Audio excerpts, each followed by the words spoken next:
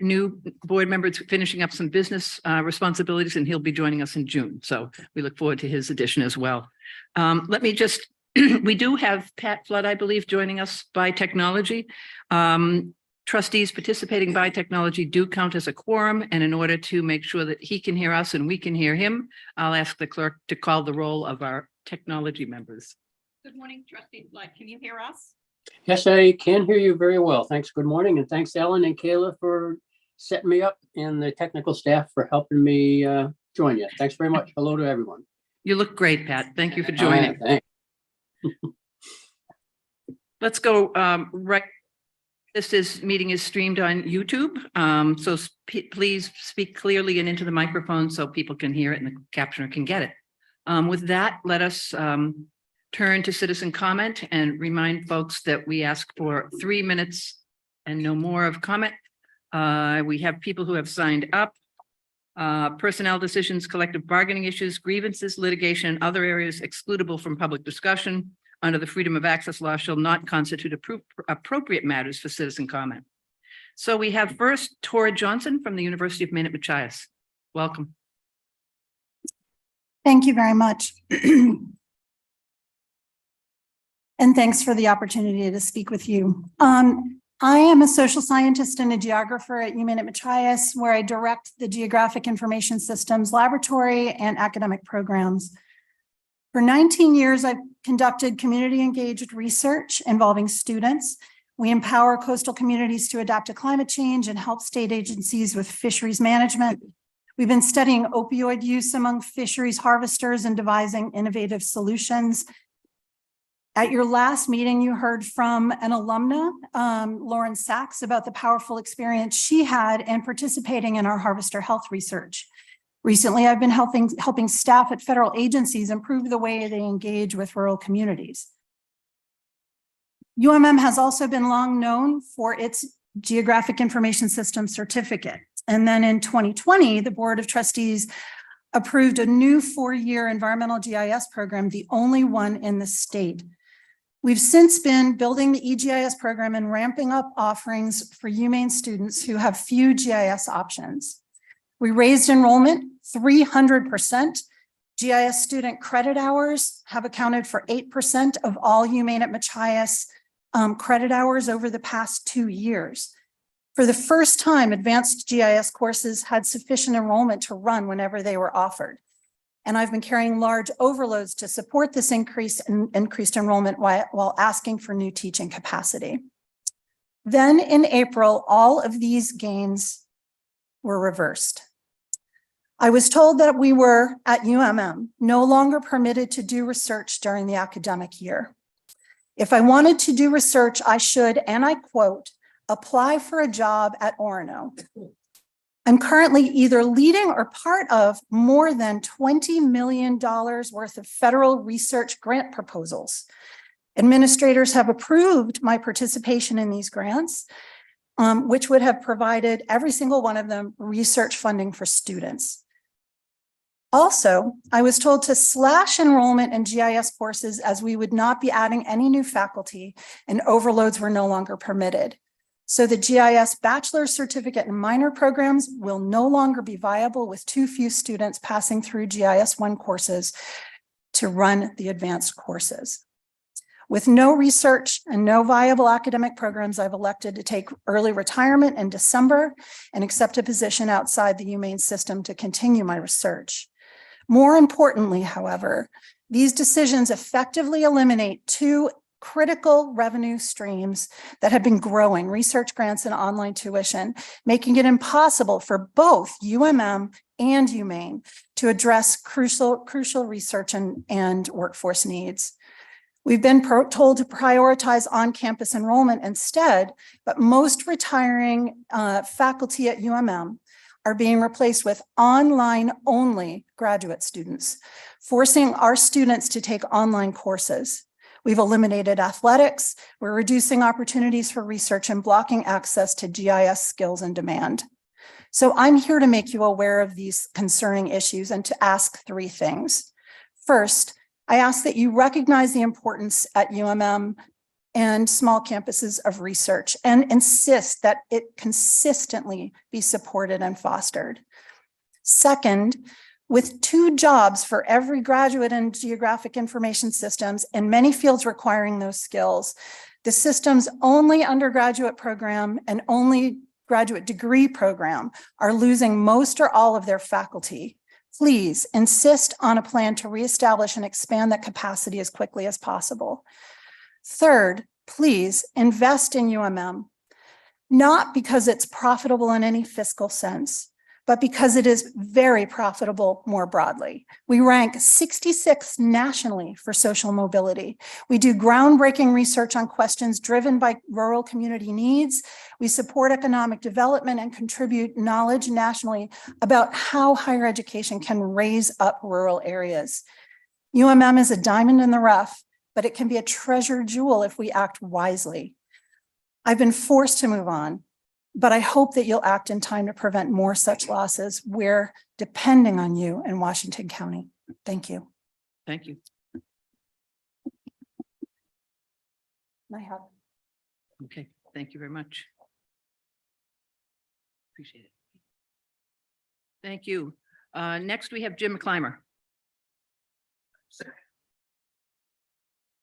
Good morning, everybody. It's Jim McClymer, president of AFM, and of course, my screen dies. Do we share the same values? This should not be a rhetorical question. The answer should be a resounding yes. We do believe in academic freedom. We believe in shared governance. We believe in doing what is right, and we believe in telling the truth. We believe in due process. We believe in fixing mistakes, not covering them up. And everything we do needs to be done in accordance with those principles. That's why you're giving all your valuable time. Being a BOT member is not just coming to 1 or 2 meetings. We know there's a lot of investment in this, and things are subtle, and you need to pay attention to the nuance.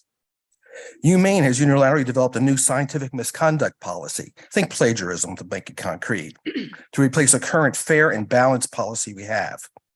There's a UMaine Senate policy. Shared governance requires, not suggests, the alterations be done in conjunction with the UMaine Senate as full partners.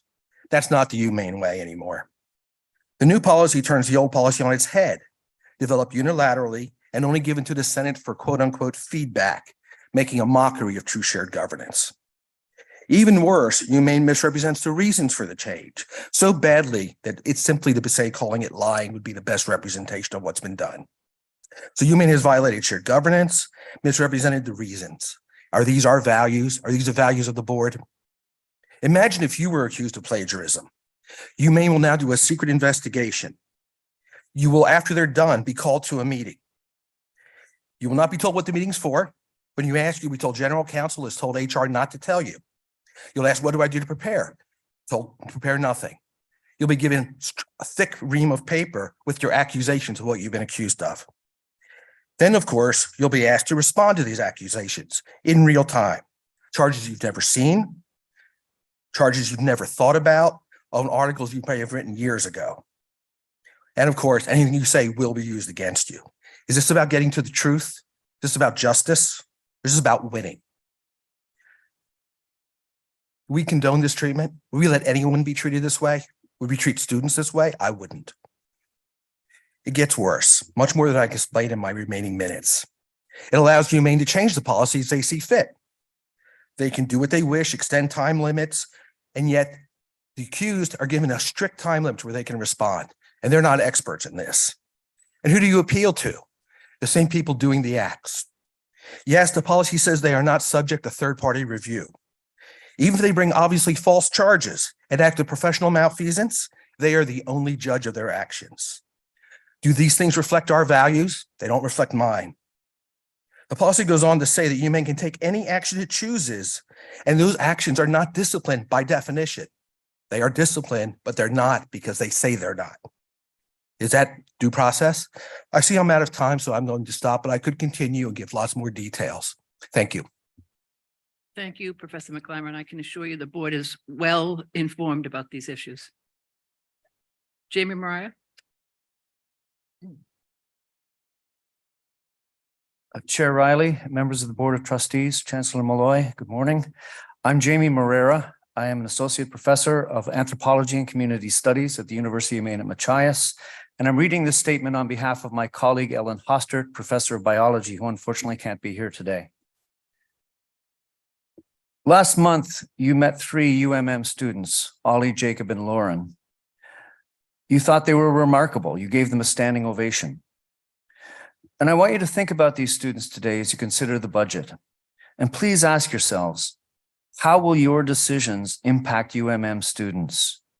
Will your decisions help them achieve their goals and their degrees? Or will your decisions make it more difficult for them to achieve their goals? The budget presentation includes reductions in faculty, staff, programs, and classes, along with increases in class sizes and in tuition and fees. How will those changes impact students? How will students respond? We have some data on student responses from the experiment the state of Maine is performing on higher education. That experiment is called free community college tuition. How has that change impacted students? Enrollment in community colleges has gone up sharply, while enrollment in our universities has gone down sharply. We also have some data from early college, an increasingly popular program for high school students with good reason. Students have the opportunity to earn university college credits for free. And you heard directly from UMM students last month. One of you asked Ollie, Jacob, and Lauren if they would have gone to college somewhere else if UMM was not an option. All 3 students indicated that the affordability of UMM was a key factor in their choosing to pursue higher education. Many of these students are grounded in place for family or work reasons too. So these regional colleges fill an important need in that respect. What does all of this tell us? It says students want higher education, but they need it to be affordable. But the budget proposal on the agenda today cuts courses and raises tuitions. How does that help students like Ollie, Jacob, and Lauren? How will it help our enrollments grow, which they badly need to do? Instead of cutting courses and increasing tuition, I encourage you to balance the budget in ways that help students and grows enrollment. The University of Maine system needs a scholarship endowment, a large scholarship endowment, so that the UMS could be the public university that can meet the needs of all students for their financial careers at universities. That would tell students that we care about them. We care enough to put our money out there to help them. I know it's hard to raise money. I was the board of a nonprofit in Washington County for 20 years, but I also know that it can be done. I urge you today to start to build a system-wide scholarship endowment that benefits all students. Build a legacy that will be unmatched in its benefits, not just for students, but for the state of Maine. Thank you. Thank you. Yeah.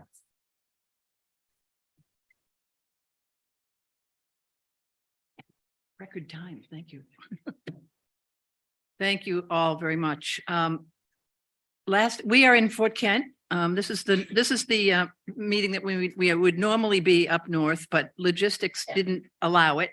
So I want to thank the University of Maine at Fort Kent for an incredible presentation yesterday, and the great student voices that you brought. It was just great. And thank you, President Farini Mundy, for hosting us here again and allowing us to pretend that we're up north. So here we are at the end of an academic year, and I want to just take a minute. So much of our agenda is about the nuts and bolts and often the problems that we confront and the issues that we heard from our speakers this morning. But I think it's important to take just a moment. Many of us, one of the requirements of being a Board of Trustee member is to go to graduations and make some remarks. And it is the best part about our job. It's always a wonderful experience. And those of us who were able to participate really saw firsthand the joy of the students and their families, the kind of important role that this university plays, from moms walking across stage with their toddlers, to the civil engineers with their hard hats instead of their mortarboards, the diversity at Fort Kent and USM. I mean, all of us have been speaking about the incredible experience that we all saw firsthand, the work that we do. And it really, really matters. And I think before we launch into the discussions today, we ought to take a minute to just celebrate. It's the end of an academic year, and a good one. I mean, an enormous amount has happened this year. all good. I won't try to list it because I'll leave some out. But I think the fact is also that today is the culmination of work from the trustees, the chancellor and his staff, the presidents, the faculty, and the president's teams that culminate in two very important issues. One is the budget. This budget has been worked more rigorously, I think, Vice Chancellor Lowe, than even any before, to try to address as much as we can our own belt tightening through efficiencies, the importance of investing where we can invest, and making sure that we have a balanced budget without reserves, system reserves. And I think we are moving there. They will require they do require some tough decisions. We are facing huge headwinds in enrollment and finances, but this budget, I think, as we talk about it, will thread that needle and get us moving forward. And we also today will talk about the strategic plan, a roadmap for the future. Only 19 years in coming. It's a little bit delayed. We probably should have them a little more frequently, but here it is before us. So I think there's just so much going on each of our universities, all of which is exciting and good. And we need to just take a minute and say congratulations to all of you for a fabulous year.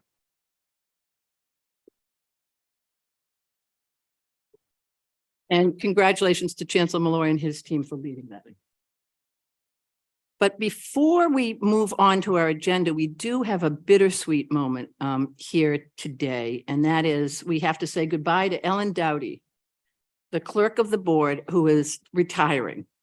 The only person happy about this, besides maybe Ellen, is her husband, Mark, and her daughters and her grandchild. But we will sorely miss her. And I just want to, for just a minute, reflect on the work that she's brought to all of us. She's worked with over 70 trustees, all of whom know her personally, and she knows them personally.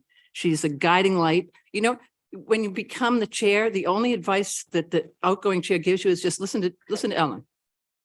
You know, she's got the best, she's got a straight face no matter what happens. She's got a poker face. She started at the University of Maine. She served as a staff associate, an administrative coordinator, interim clerk, and now clerk of the board.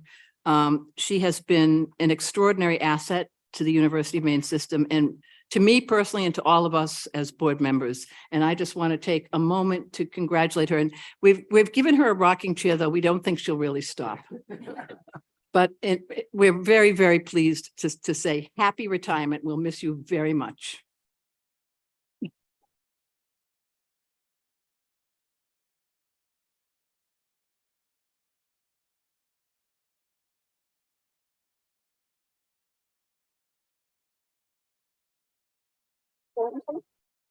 Okay.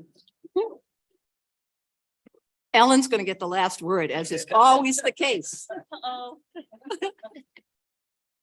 I'll keep it brief. It's okay. Thank you, Trish. As Trish mentioned, I have worked with over 70 trustees in the last 21 years in the board office. Some of them have just been for a few months, others 10 years. I think the Norm Fournier tops the record at 13 years. They become part of the University of Maine system family. You get to know them, their likes, their dislikes, their spouses, their kids, their grandkids, their pets. Particularly during Zoom, you would see cats walking across keyboards. Oh, who would that be? Or dogs barking in the background. They do become part of the family. In fact, when we were remote, I have a 6-year-old golden retriever who did like to Zoom bomb because she heard voices. She wasn't a very good office colleague. She wasn't very productive, but she was my partner through that. The trustees are a very dedicated group of individuals. They dedicate their knowledge, their time, their expertise, and the system's better because of their participation. So thank you to you trustees who are serving today, but all of the past trustees as well. There's a saying that it takes a village to raise kids. Well, it takes a village to do all things board. There have been numerous campus staff and system staff that have helped the board office throughout the years. And we couldn't do what we need to do without them. So I'd like to just give a shout out to those hundreds of people over the years that have helped us accomplish what we need to. Also like to congratulate Kayla, give her the best of luck. You're working with a wonderful group of people. It has become a habit once every other month for an entire weekend to be reserved for board meetings. I'm going to try really hard to break that habit. Thank you very much. It's been an absolute pleasure.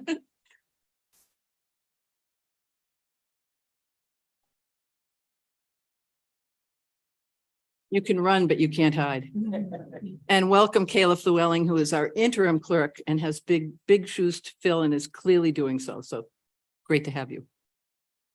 Okay, great. Let us move to the President's Roundtable and probably shed light on some of the great things that are going on in the campuses. And why don't we start with Joan? Because she's not ready. Oh, sorry. President Freeney Mundy. As Chair Riley noted, of course, we've concluded commencement season, and at the University of Maine, we conferred 424 graduate degrees, 37 of those doctoral degrees.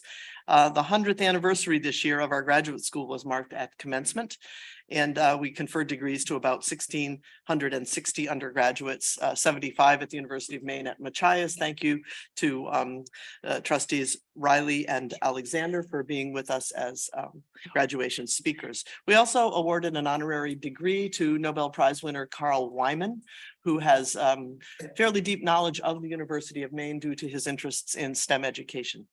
A couple of other good news pieces on awards. The University of Maine is part of one of the new NSF Engines Development Awards, which is part of the new directorate at the National Science Foundation that's meant to be more applied. We are a part of an organization called the Coalition of Northern Forest Innovation and Research, which is led by an organization in New Hampshire to devise new forest products and management strategies with $1 million sort of planning grant with the possibility of a big grant over time of up to 160 million.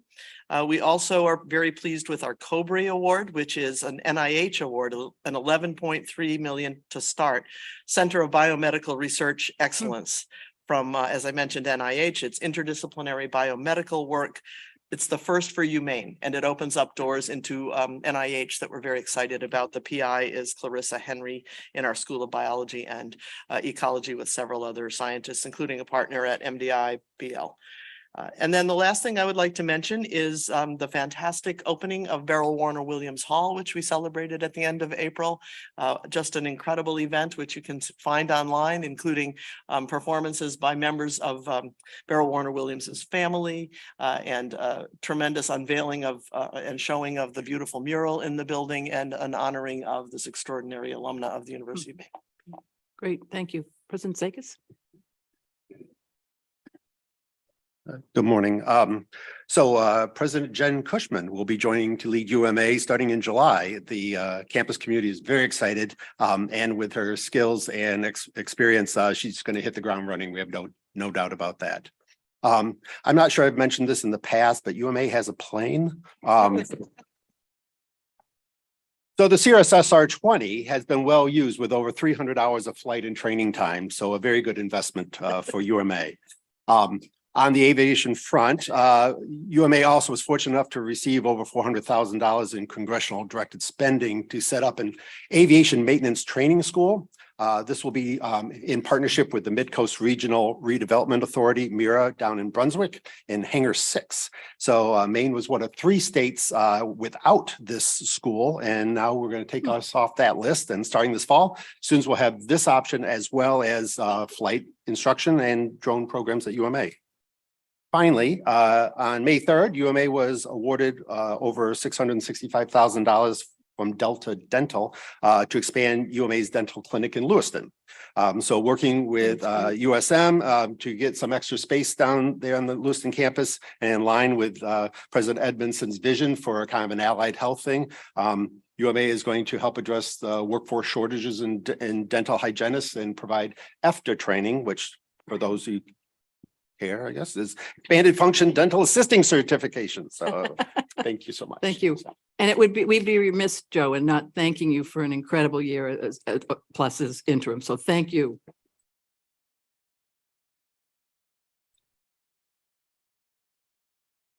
President Edmondson. Thank you, Chair Riley.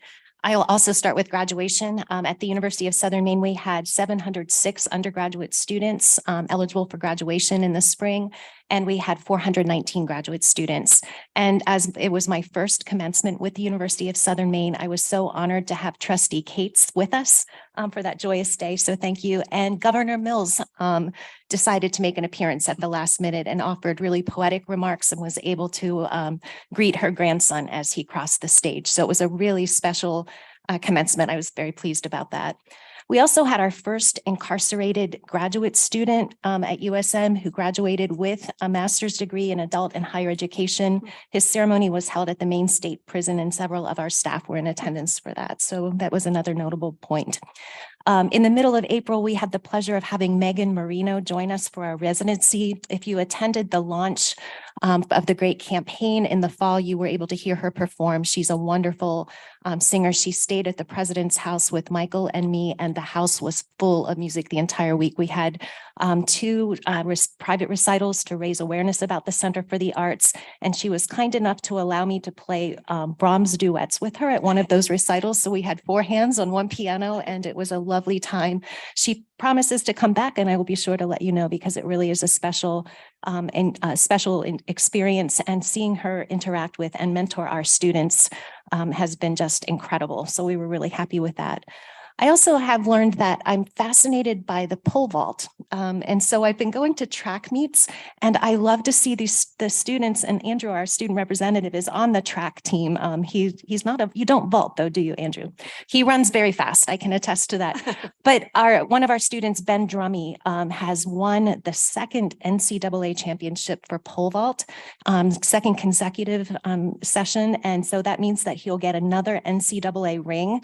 And he has, his father is one of our coaches on the track team. His father also has a ring. So there are these very special moments in the spring that I think are important for us to share. Our new provost, Jarita Frierson, joins us June 1st from Seton Hall University. We're really pleased to have her become part of our leadership team. And I want to give a special thanks to Adam Tashinsky, who has done a stellar job serving as interim provost over this past year. And I also want to thank Lisa Walker, who you may not know, but she has served as interim dean while Adam has been the interim provost, and they have been really fabulous to work with. And then finally, I just want to extend a thank you to everyone here. May 16th marked the one-year anniversary of my announcement as president of the University of Southern Maine. It has been an incredible year. I have felt so welcomed, so supported. This feels like home. And so I just want to thank the Chancellor, Chair Riley, my fellow presidents, and everyone who's part of the board for the welcome and the support that I've had. It's a really special place. So thank you.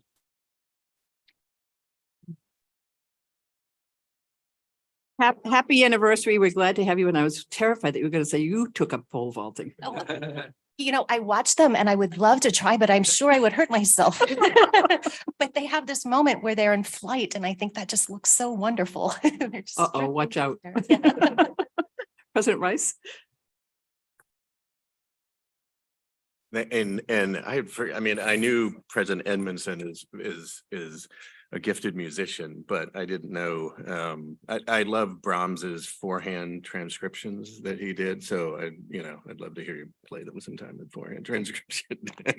My favorite composer. So I'll start with, as colleagues have done with our commencement graduation. We're really fortunate this year I think the Bangor Daily News actually overestimated it as nearly 300 graduates. It was really 275 or so, but that is at least, I actually had to do some research and cannot find when we had ever graduated more than 150. So a remarkable number of graduates that's been building over the recent years. A good number of them are students graduating the Your Pace program. So we've actually, for the first time, we have two separate ceremonies, the live ceremony that occurred, and then we're releasing a virtual ceremony that incorporates recordings of the live ceremony on June 1st for those of our students that are around the country and around the world. We were it was an honor to have Sam Collins, Mary Akeley, Barton Smith, who received an honorary degree, the chancellor, and also Nicole Caudell, who was our student speaker. It was a very special moment because she's actually a nursing student that did her first 2 years matriculated at UMPI and her last 2 years matriculated at Fort Kent. So she spoke on behalf of all the students. But it was I think, when you think about unified, when you think about the work we're doing across the system and the work that we do together in collaboration to help students be successful, there's nothing more iconic than having a student that speaks on one institution as their commencement speaker who's received a degree specifically because of the partnership between two institutions. So that was a great moment, I think, for her and for all of us. I'll also mention we had some great training from Mindbridge that has been doing some incredible work across the state.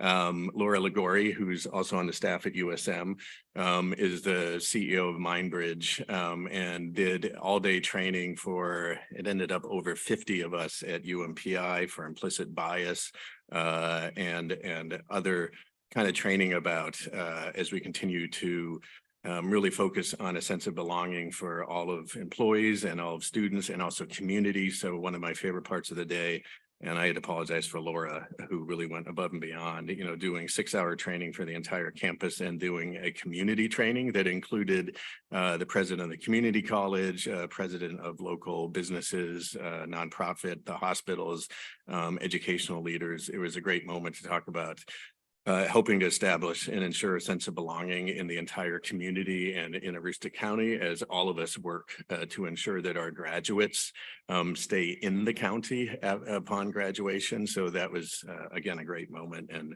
very thankful that Laura was able to spend time with us.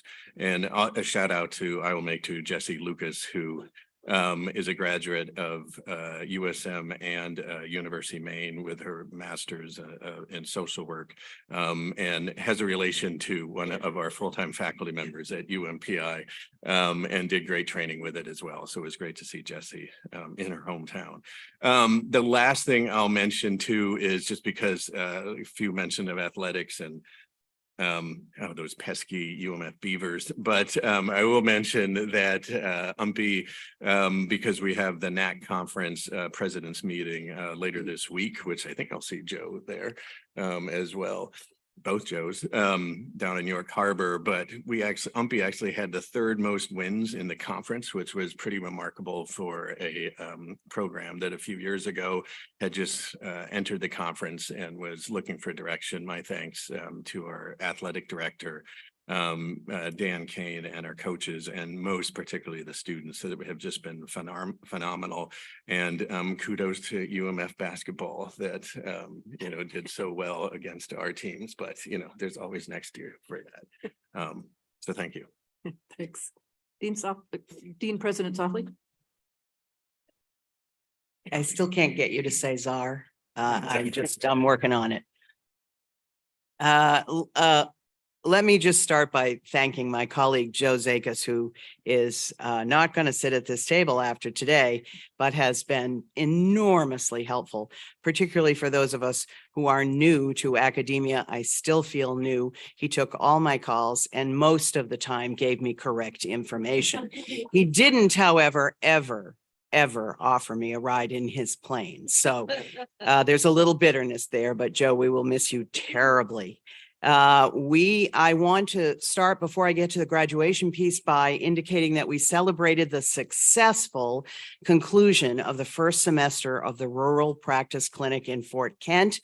I want to thank again President Deb Hedin, who has been masterful in helping us put this together. The community gathering around that celebration was amazing. And the students themselves who talked about the opportunity to practice law in that beautiful county to have the support of the president and the whole community brought all of us to tears. It was a pretty amazing celebration, and we are grateful to President Hadeen for all of her hospitality. It marches on. I think it will be a successful pilot that will lead us into many other rural areas with clinics. We also had a wonderful graduation this year. 84 JDs have launched out into the world, along with 2 LLMs and 1 JDS. And for those of you who are not alphabet soup, those last 3 are graduate level and did some amazing work. 28 students graduated from Maine Law with specialized certificates in business law, environmental law, and information privacy law. And as we look at the class that graduated last year, we take a snapshot at a year out. The class of 22, 94% of those students are either employed, that's 89% in law or JD advantage jobs, and 5% make up the rest who are doing LLM or JSD programs. It's been an extraordinarily successful year. I want to thank Trustee Lisa Marchese Eames, who has asked me to stop saying this, but when she steps up and talks to the students about what they can do with a JD, they are inspired beyond belief. It was absolutely wonderful. Chief Justice Stanfill spoke. She was our official speaker, and our student speaker, Andres Kennedy, who's Peruvian American, again, just an amazing presentation. The wonderful excitement coming out of Maine Law is just sort of beyond description. I have to get my thesaurus out every time. And I will mention, I'll hearken back to the Chancellor's first presentation with regard to the potential for 300 4th Street when he said, this will be a game changer. The game has changed. And we have been in the facility now for a full semester.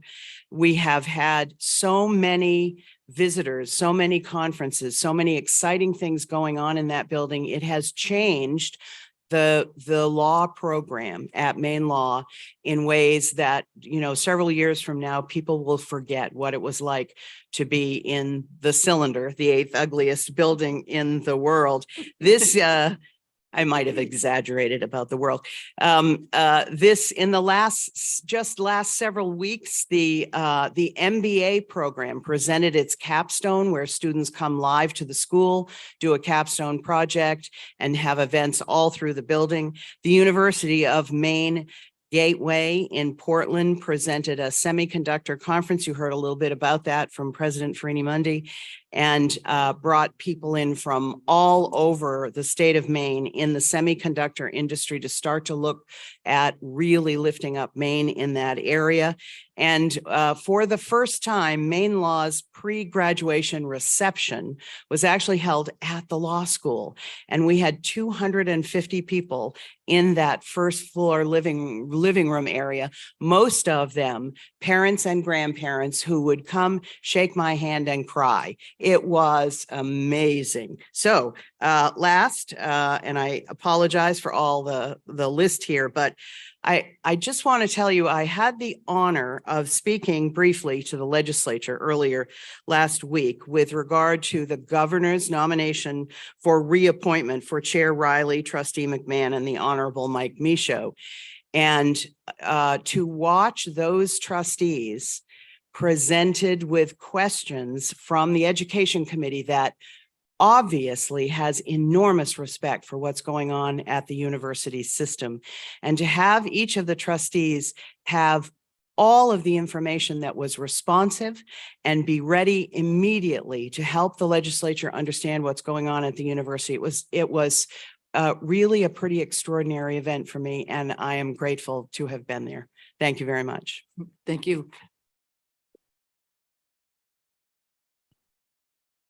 And I still want to explore why people cry when they shake hands with you, but we'll go. President McDonald.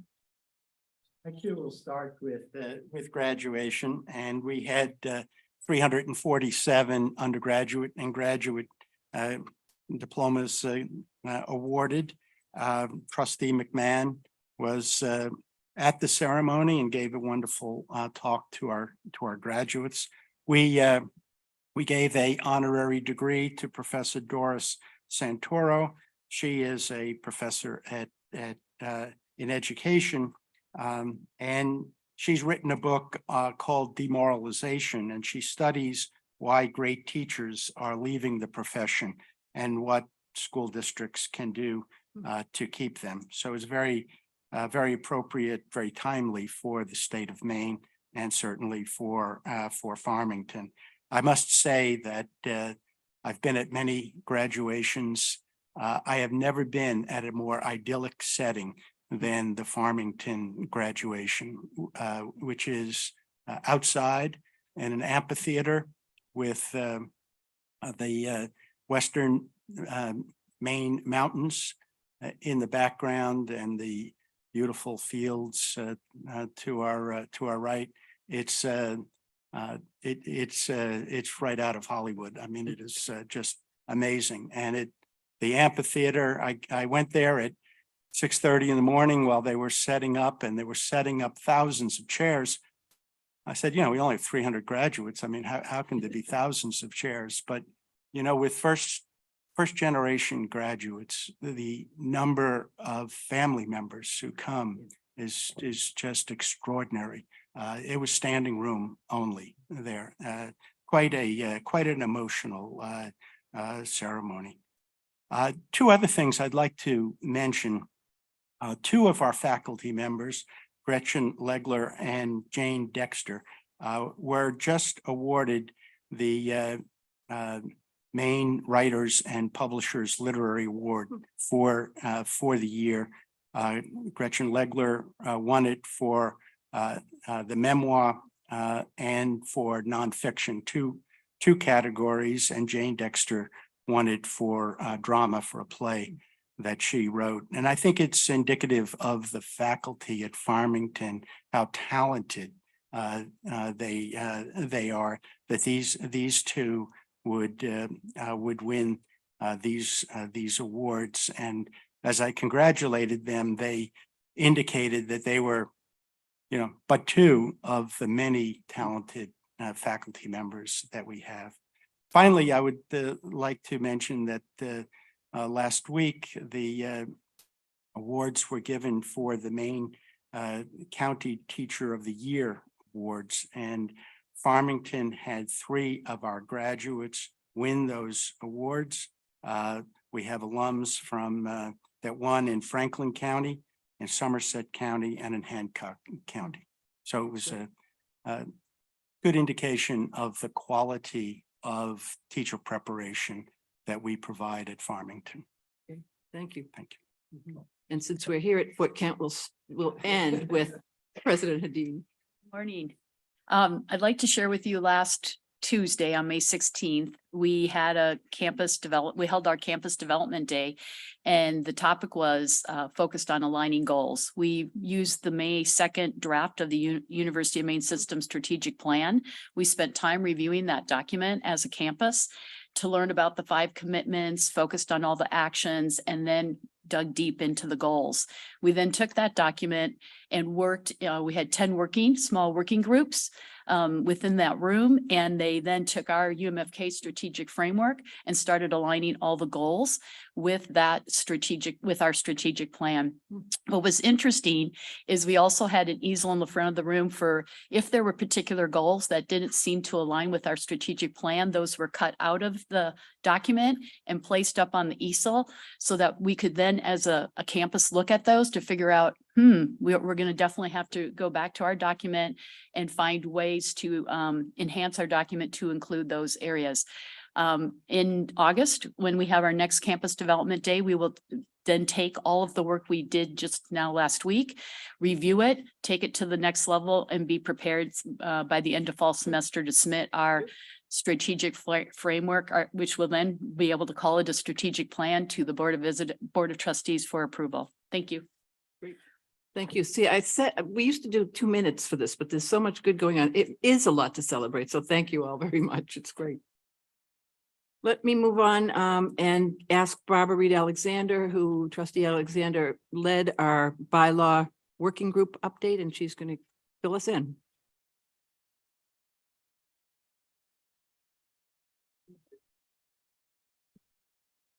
Thank you very much. You have in your materials for review the bylaws subcommittee or working group recommendations.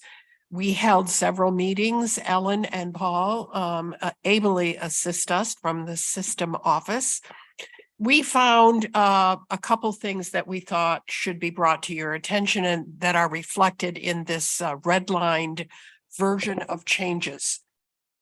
First off, there were a number of substantive matters that existed in other documents that we thought were important to include in our bylaws, since they are the governing documents that would be most applicable to the work that we do. We lifted our powers and duties right out of our charter. So we certainly didn't make those up. They already exist. And it was amazing to me when I first became a member of the board to find out where it is in fact stated that our powers and duties are. It's in the charter, the private and special law, and I thought we all agreed our bylaws should summarize those. We also found a lot of procedural matters that needed to be cleaned up. Most of these changes are in light of what we typically do, but that had not been specifically identified in the document. Some of the longer excerpts that you see here having to do with indemnification issues were lifted out of what is called an operating practice document that we thought was a bit, those issues are too vital to trustees to understand what liabilities you have and what you don't have. And we lifted those out of existing documents and put them right into the bylaws. I'm happy to answer any questions. I have been brought to my attention one additional change, which is basically just a recognition of what it is we know to be the fact. In the section that describes our membership, I think it's section 2, it correctly references the appointments pursuant to the state statutes, but Trustee Loring has asked, and I totally agree, that we should make special mention of the appointment of a member of the federally recognized Indian Nation tribe or band in this state. And so I would recommend that that language be tacked on as an additional recognition of that particular appointment. Other than that, I'm happy to answer questions, and thank you very much to those who helped prepare this, Lisa, Trustee Lisa, and Pat. Thank you. Great. Thank you. We are trying to make sure that we stay up to date with our responsibilities, and I appreciate it. Nothing like having a lawyer take this on. It's just perfect. Any questions about Actually, I just forgot one thing. Excuse me for interrupting. I did mention in the cover letter that there are a number of policies that need ongoing review, and some of them are easier to do as a reflection of current situations. Others of them need more substantive work. We did not make recommendations about that, but I just identified that as a task that needs to be done soon. Right. Thank you. And Yes. thanks to Ellen for our policy on policies. We have a mechanism Mhm. to initiate that and need to figure out the board's role in so doing. Any questions about the bylaw proposals? Great. Thank you to all of you for that work. We're cleaned up and ready to go. These today, but we don't. would We just in the present- next meeting. The next meeting, correct? Yep. Yes. This is for presentation, for information, and the next meeting we'll actually amend the bylaws to make the change. Okay, thank you. I did want to acknowledge our outgoing student representative, Sophia Padden is not here from USM, but we have a certificate of appreciation for her that I'm sure President Edmondson will be able to get to her, and want to thank her for her service. as a student rep. With that, we can move on to the chancellor's report. Thank you, Chair. Actually, I want to start it this way. The presentations by the presidents were nothing short of extraordinary.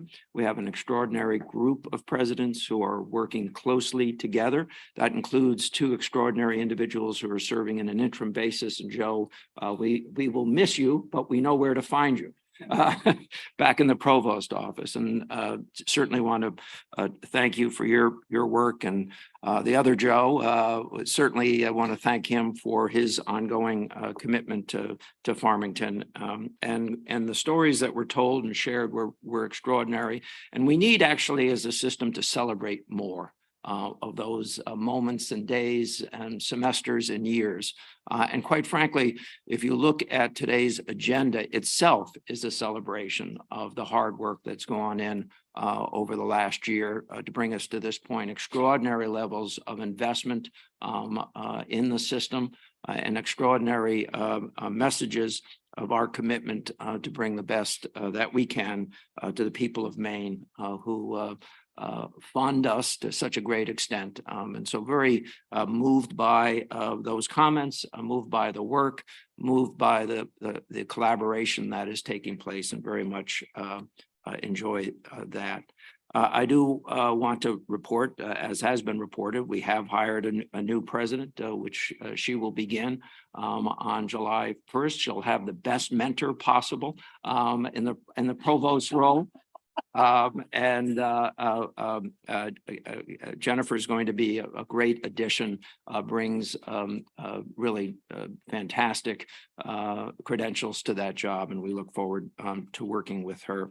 I would also say that there are a number of items that we will discuss in further detail, but I would say that we had an extraordinary year. With graduations numbers that are quite spectacular, with the ability to send our students off to the world, to the state, and be employed, and add to the robust economy that Maine is now enjoying, and we should all be proud of what we do for Maine. And what we do for the rest of the world at the same time. And congratulations to all. I would say a few other things. We did just complete a search for a vice chancellor of academic and student affairs. And I'm happy to report that Dr. Jeff St. John will be filling that role. And congratulations. He's been an intern.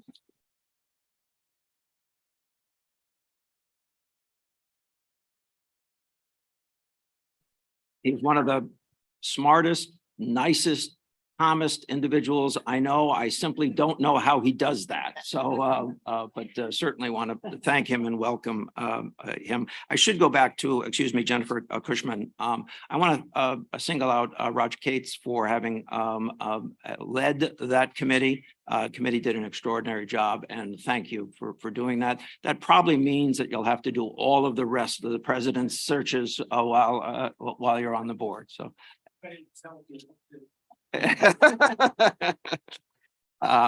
Other than that, I think again I'll go back to this theme that today's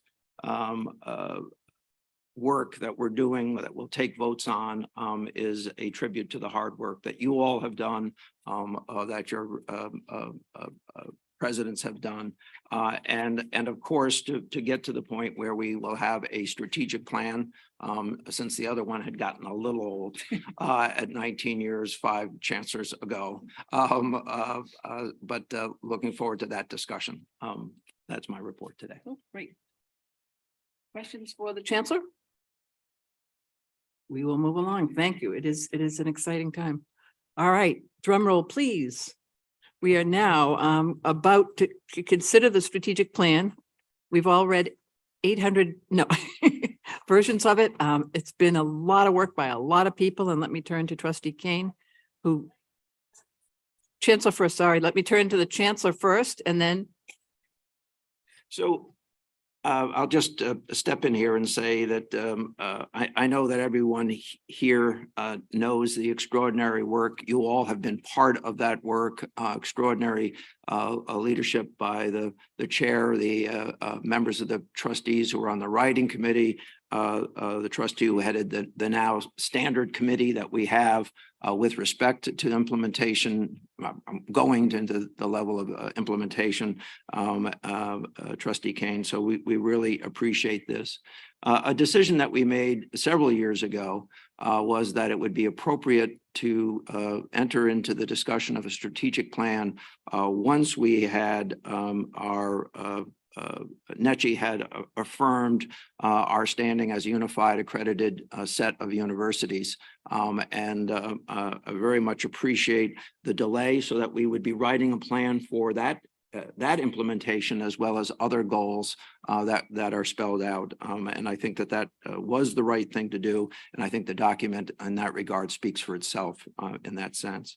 I also want to say that we have appreciated the active participation of students and faculty.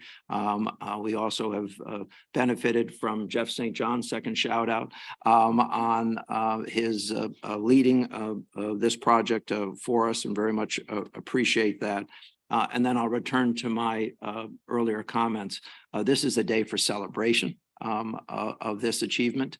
And I very much appreciate all of the hard work, comments, and notes that have been given to us to make sure that this plan lays out the future of this system and specific steps that need to be taken in the coming months and years. And I can assure you that the presidents and myself and other vice chancellors will be working hard to report to you on a regular basis, and quite frankly, to set priorities for which items we go after first, second, and third, as we attempt to implement as much as possible, as quickly as possible. I want to turn just one more second to Deb's comments. As you know, we have asked all of the universities to bring their own strategic plans into alignment with the system strategic plan once it's adopted, hopefully today.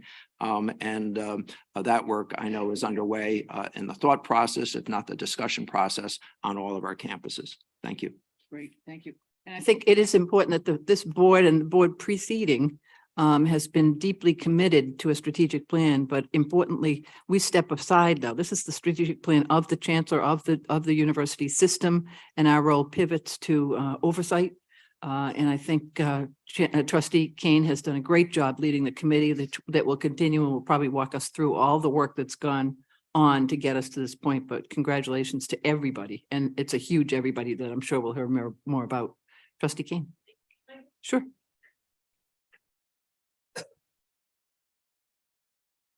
Thank you very much, Chair Riley. I'm going to start this presentation with some thank yous, because I think it has taken a village, to use an earlier analogy from Ellen, to get us here today. And when I think back to when I first joined the board just over 3 years ago, there was talk about the need for a strategic plan. So I want to first thank former chairs Irwin and Gardner, who really started this ball rolling aggressively, and more aggressively than it had certainly in 19 years. And the partnership and leadership of the chancellor, who had the wisdom to say, we need to land unified accreditation in order to set us up for success with a strategic plan. And he was right about that. And the combination of that leadership was really crucial. I want to thank the Huron team, because as many of you know, after we formed first an ad hoc committee, which I remember I called one of the chairs and said, I want to be on that. And they're like, you do? I said, yeah, I want to be on it. Okay. I don't think anyone had volunteered to be on it, but I did. And I'm very excited the ad hoc committee helped set us up, and Trish personally reviewed dozens of proposals from consultants around the country who wanted to do our strategic plan. We landed on Huron, and I want to thank Peter Stokes, Kathy Dove, and Brenna Casey, who spent a lot of time on our campuses gathering data and helping to guide us as a board undertaking this important work.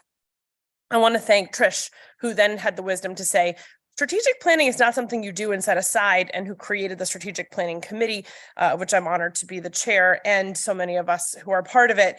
The Strategic Planning Committee, which also is a little different than other committees because it is not just trustees. And it includes not just myself and Trustee Alexander and Trustee Cates and Trustee Loring and Trustee Eames and Trustee Riley, but it also includes faculty members, Mike Scott and William Otto. It includes students, Aiden Mulrooney, who's over here. It included Jeremy Chubbuck from the staff, and it included President Ray Rice. And that combination of students, faculty, and staff meant every conversation included all of those perspectives. We then had the writing committee, which undertook the task of, well, writing the plan. And it's not 100 pages. I'm happy to tell you it's very digestible and could fit in your pocket. It only takes 10 pieces of paper if you print it on both sides. And that not only, which is important because you have to be able to carry it around, right? If you're going to use it all the time and make notes in it. But that included, of course, Trustee Alexander, who did so much writing. It's just incredible, her expertise in this kind of writing.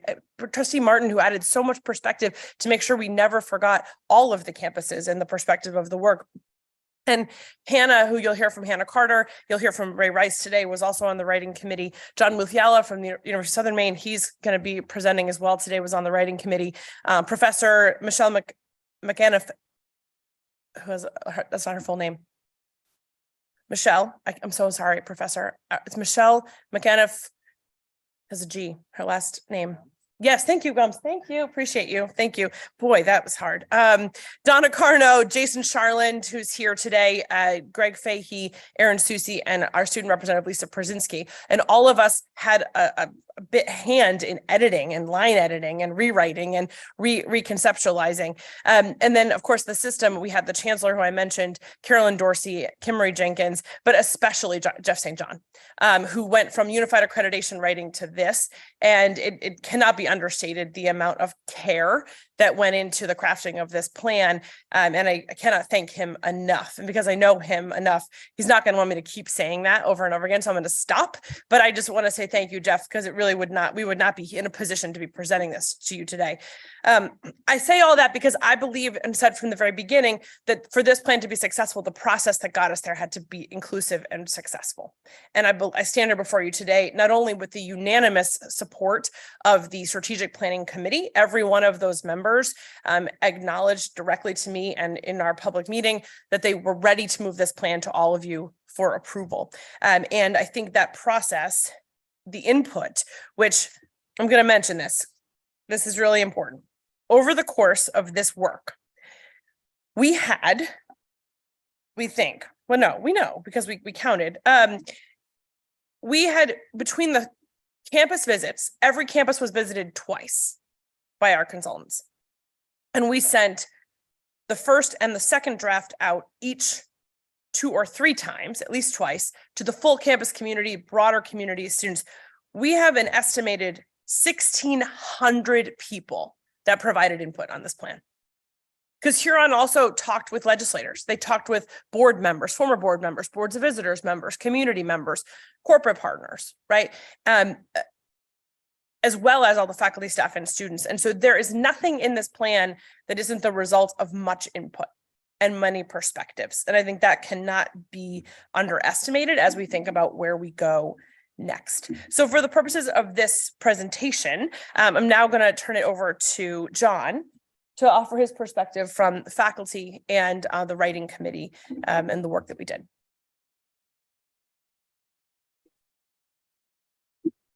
Thank you, Trustee Kane, Chancellor Malloy, and members of the Board of Trustees for the opportunity to comment on the strategic plan.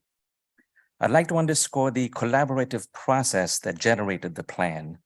Vice Chancellor St. John, in particular, demonstrated a serious approach to shared governance by consulting extensively with faculty, including with Professors Gregory Fahey, Michelle Gums, Donna Carno, and myself, who served on the writing team.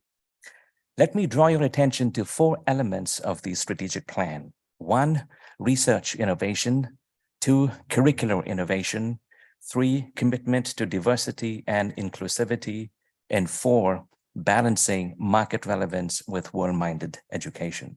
Point 1, research innovation. Based on scholarship, labor market studies, technology disruption, demographic patterns, and cultural change, The plan identifies new areas for strategic investment.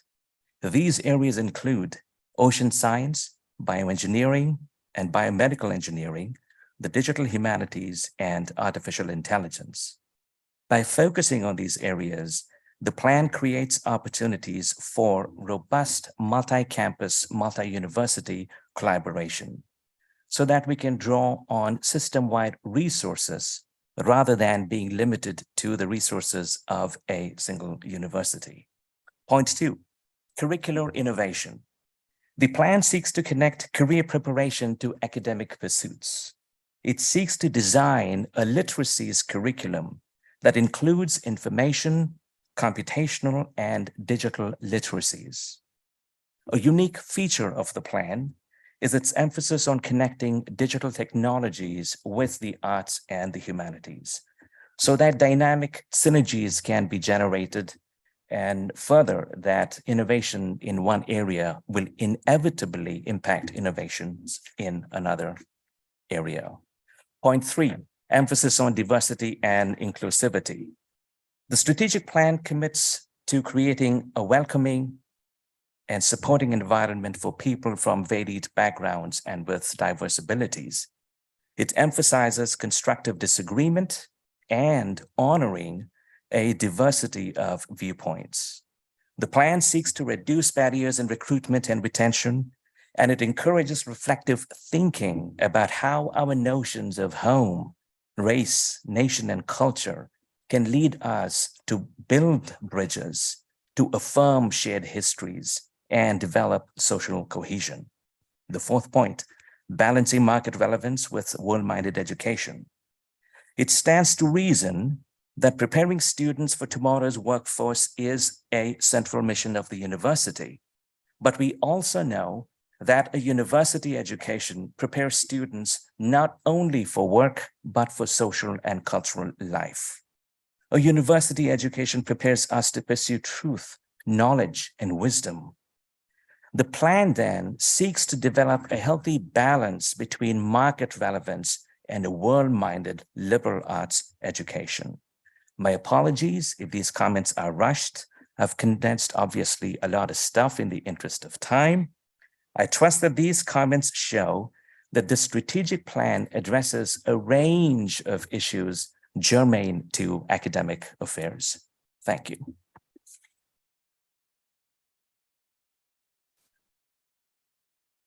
Good morning, Madam Chair, Chancellor Malloy, and members of the Board of Trustees. I am Hannah Carter, Associate Provost for Online and Continuing Education and Dean of the University of Maine Cooperative Extension. I was a member of the original strategic plan planning team and also a member of the writing team. So I've been part of this process since day one. I also echo my gratitude and thanks to Jeff St. John for leading us, especially getting us across the finish line of this process. It's been a long process, but a thoughtful one. And I was a little selfish in agreeing to participate in it because I feel like I've spent the majority of my career in higher ed feeling like an outlier. And selfishly, this plan validates my existence. So I'm going to talk about all the things that John didn't mention. Every day, I focus on learning that takes place outside of our traditional classrooms in our traditional campuses. This learning, as I like to say, takes place across the continuum of a lifespan and reaches all corners of our great state and beyond. From thousands of our 4-H youth and early college participants to individuals seeking out a credential of value to increase their workforce potential, to our online degree programs that allow people to be, as we like to say, a black bear from anywhere. And finally, to engaging adults in both formal and non-formal learning to realize their dreams of either degree completion or obtaining a certificate to meet current or emerging economic development needs of this state.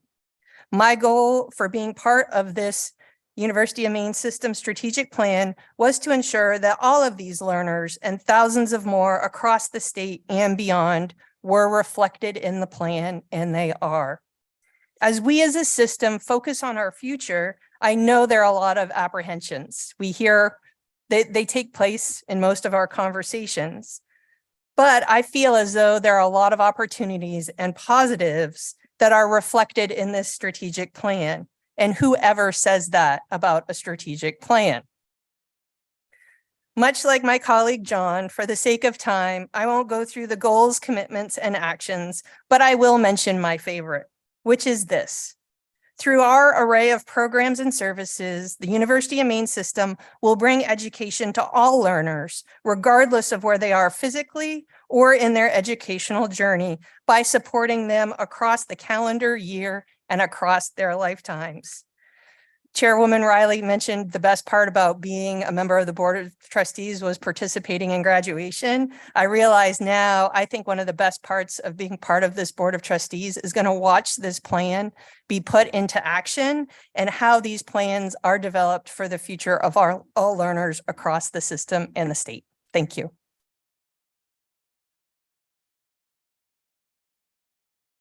President Rice, you're up.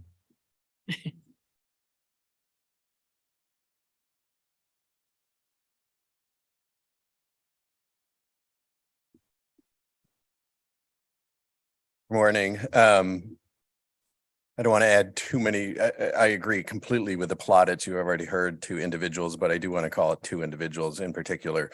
As somebody that has either written, been an intrinsic part of the writing of or led 4 strategic plans from my individual institution, and now been a part of this strategic planning process. I especially want to thank Trustee Kane, whose enthusiasm matched only her vision for the strategic plan, and which was truly essential to make this successful. And especially, I know we've called him out a couple of times, so I'll embarrass him again. But Jeff St. John, who has both my as the android and alien says, you have my sympathy for being such a wonderful individual, able to take all this information and synthesize it into all of our feedback into what you've seen in the strategic plan. I understand that undertaking at the campus level, and that's why I particularly appreciate it at the system level. And I do think there is nothing, this is one of the most important acts that this board can take, is implementing the strategic plan. One, because I'll make one more movie reference because it's from Fred Dalton Thompson, and I know Czar softly knows Fred Dalton Thompson, and he says in Die Hard 2, rack 'em, pack 'em, and stack 'em. And that's what the institutions had to do with our strategic plans when we realized the system did not have a strategic plan. And so we had to kind of rack and pack and stack our strategic plans as operational plans over the past several years until we were able to understand the vision and the mission and the goals of this University of Maine system.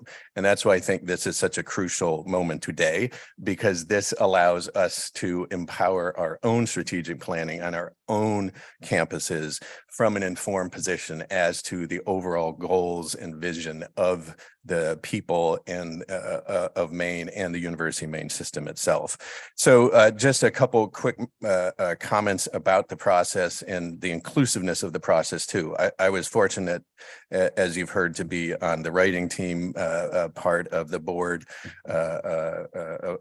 team, but also being involved with the provost, being involved with the presidents, with the chancellor's council, being involved with the chief student affairs officers and others who have all invested and met in regards to this plan.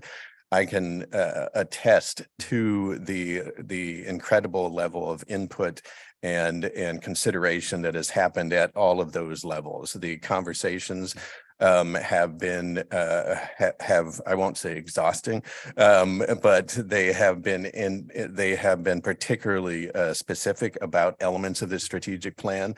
And what is particularly, I think, engaging about this plan is that at each group of those constituencies that I'm a part of, we each recognize ourselves, the work that we do in our units, or the work that we do, whether it's academic affairs, whether it's students affairs, whether it's enrollment management, whether it's institutions within the system, we see ourselves reflected in this strategic plan and also see ourselves reflected in the variety and the differentiation across the institutions, because each institution engages, reaches, and is successful with different demographics, different constituency groups, from first-time, full-time students to early college students to students across the country and across the world. And this strategic plan allows us, for the first time I'm aware of in the University of Maine system, to have an incorporating umbrella in regards to those larger goals.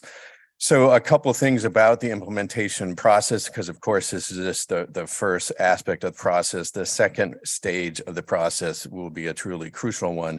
And that's the one that my thanks to President Hedin, who adumbrated that with the workshops that she did at her campus this past week, is when the universities and the law school think about how we align ourselves with the actual plan itself. And that starts this summer, probably tomorrow, once it's approved by this body.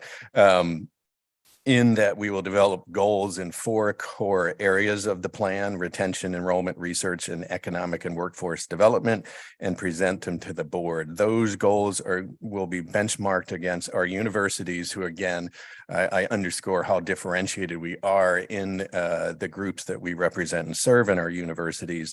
So they'll be benchmarked against our universities' peer institutions through the Hanover Research Group that we each work with, and each developed our peer research groups in regards to our funding and other initiatives we do.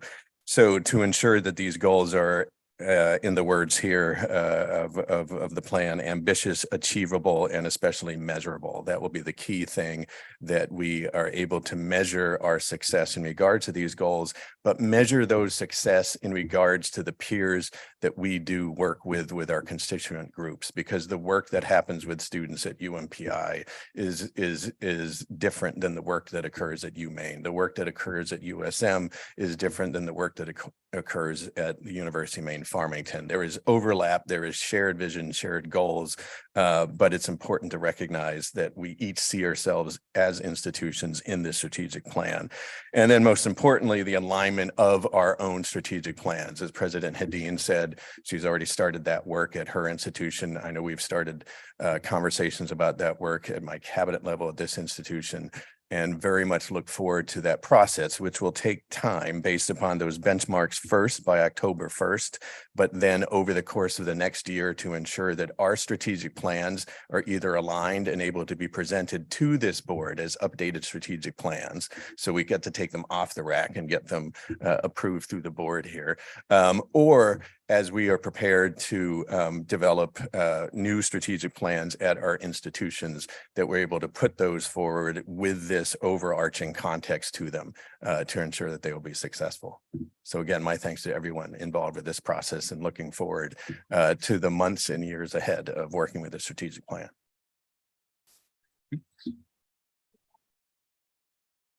Thank you, President Rice. And so I will sort of wrap up the presentation portion and open it up for questions and discussion. But by saying I'm not going to read it to you, right? Hopefully you've read it. But I do want to highlight a few things in the way of the principles that guided the plan and the commitments that the plan makes. The principles that guided the plan started with being student-centric, talking about expressing our values as a system, and really not being afraid to make bold and transparent decisions as part of this plan.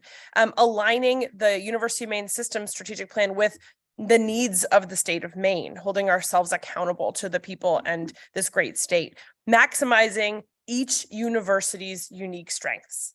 That was a thread that ran through everything that we did, that this was a plan for all of our campus communities, and to do things in a way that is cost effective. Leveraging unified accreditation at every place we could as a tool to strengthen the outcomes, and seeking input from a diverse and broad set of stakeholders, modernizing our facilities and how we do our work, and really fostering a system-wide culture of innovation and collaboration.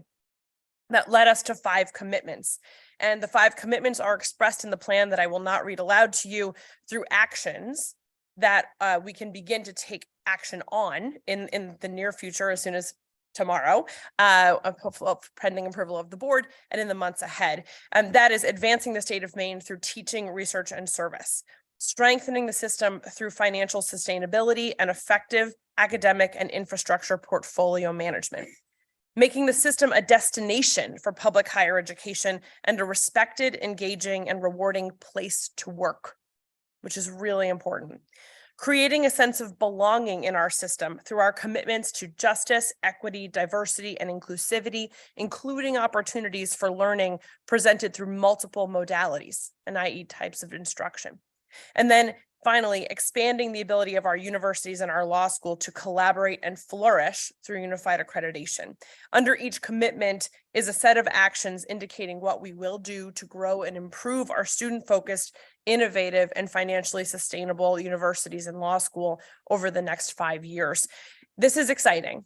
And I think when we think about where we are today and the conversation we're about to have, and hopefully the vote that will be positive, we are really only beginning what comes next. Right, this now lays out the plan that we begin to start together.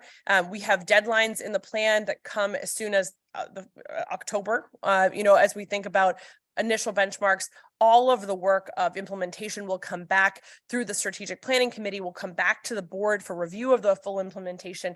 And I think the way the plan is structured has some both very quick action turnaround, right, in the next few months, and then also allows time and space, as I think about the new president at the University of Maine Augusta coming in, to start with the strategic plan like this, something that I bet all these presidents wished they would have had something like that to sort of kick them off when they started their time and make sure that this plan can have an impact across the entire system. I think that brings our presentation to a close. The four of us are available, plus Jeff St. John and the Chancellor, to answer questions.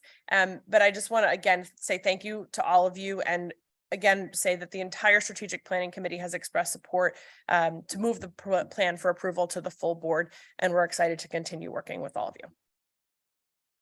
Thank you all.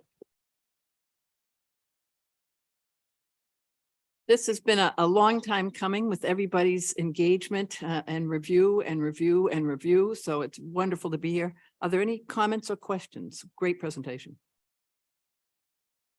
Seeing none, let me go to seeing one. Trustee Landry.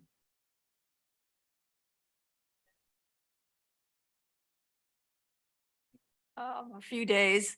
I'm abstaining from all votes today, but I didn't want that to be construed as a lack of recognition or appreciation for the work that has gone into this plan. It's truly amazing. I can hear that, I can read it, I can see it. It's a huge accomplishment. So I just wanted to recognize that and appreciate it. Thank you, Trustee Kane, and everyone who participated. Great, thank you for that clarification. The proposed resolution is that the board approves this final structure and version of the strategic plan and approves the printing and digital production of the plan for publication. The board also approves the continued work on the strategic plan as it moves forward to the goal setting and implementation phase with collaboration from all campus leadership, faculty, and staff. May I have a motion? Trustee Kane, seconded by Trustee Michaud. Any further comments? All those in favor, please raise your hand. Pat, can we hear from you? And thank you to all, and solid yes. Thanks so much, Emily and Jeff, and to all the people who really worked hard on this. That's a yes. Great. Okay. All those opposed? All those abstaining? Thank you very much. Thank you all. We onward.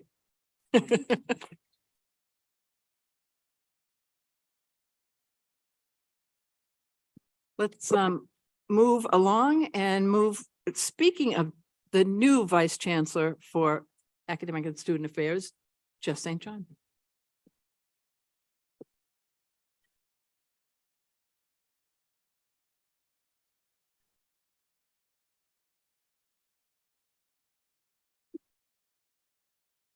I really hate to disappoint any of our presidents ever, but there will be no pole vaulting during this update.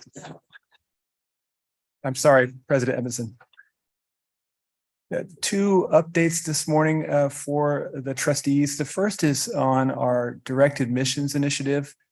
And for anyone in the room who's unfamiliar, In a nutshell, direct admissions is a new and growing nationwide enrollment management strategy whereby colleges and universities reach out to academically qualified students who have not applied for admission to them and offer them admission directly. We launched this under the leadership of the Chancellor, this initiative in January. And at the time, the Chancellor asked that we be ready to go within 100 days, which is very ambitious. And I'm proud to say that through work done entirely by people other than me, our enrollment managers, the Chancellor, our admissions staff on all of our campuses, and Jamie Ballinger in my office, who absolutely led the way and did 99% of the work coming out of academic affairs. We made it in 104 days. We decided not to count the weekends so we could call ourselves having hit within the deadline. This work is proceeding within our system in 3 phases, and we are in phase 1 right now. In April, we distributed information about our direct admissions initiative to school guidance counselors throughout the state of Maine. A few days later, we sent direct admission letters to our early college students, anyone who'd taken an early college course from one or more of our universities and was in a position to be considered for admission to one or more of our universities. That population culled from the broader population of high school seniors and then reduced to the number of students who we thought would likely be undecided on their college plans based on state and regional research into that population, left us with a target for this first pilot version of direct admissions phase 1 of 20 to 24 high school seniors joining us by September who would not be joining us otherwise. I'm very pleased to say that as of today, we have 15 students coming to all of our universities except one, but we do know we'll end up getting someone at every one of our universities. And we're only in May, so we have the full summer to continue the yield push on this population. We will meet or exceed our target of 20 to 24 students by mid-August. Of that population, over half of those students represent students from underserved groups. That includes students of color, students from high schools with above average free or reduced cost lunch rates, and also students from non-traditional educational backgrounds, including homeschoolers and students in virtual academies. We see a real opportunity here to reach students who, again, are academically qualified, but may not be thinking of themselves, may have life circumstances, family circumstances, where they simply would never have thought of themselves as college ready, college prepared, college eligible. And we intend to keep changing lives through this program, and phase 1 is off to a wonderful start. In the second phase of direct admission, will expand to include graduating high school seniors from participating high schools in a group that we've identified. Second phase will launch in January of 2024, although now a recent conversation with our enrollment managers, potentially earlier, potentially as early as October of this coming fall, October 2023, if we're ready, to allow reach out to these high school seniors at the same time that they're beginning to fill out the FAFSA and consider college applications early to mid-October. If we can do it, we will. And then phase 3, projected for September 2024 and beyond, this direct admissions initiative of ours will expand to cover all public high schools, charter schools, and private high schools throughout Maine. I'm also pleased to report that in the second 2 phases, phase 2 and phase 3, I've already had one initial communication with my counterpart at the Maine Community College System, and we are open to partnering with them, to supporting this initiative in tandem with them. That's my update on direct admissions, and I'd be happy to answer any questions that the trustees may have. Questions? So clear.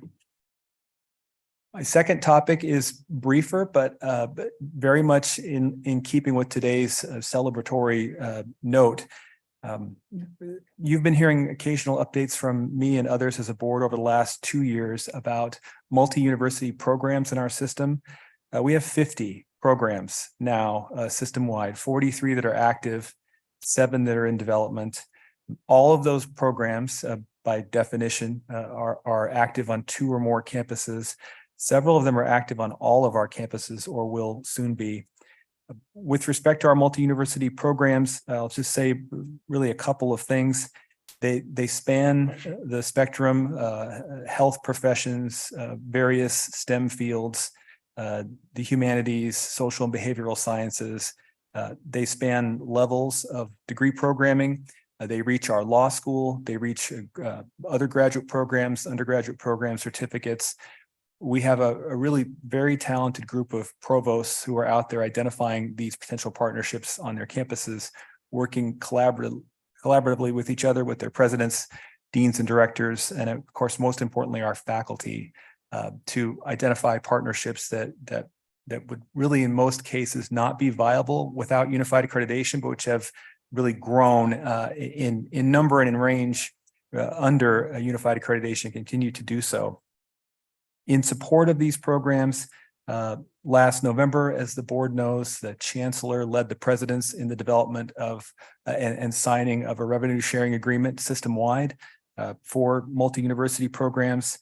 We have developed this spring in consultation with the Faculty Governance Council and led by the work of a system-wide assessment committee populated by assessment and institutional research staff on all of the campuses, developed a process for the assessment of multi-university programs.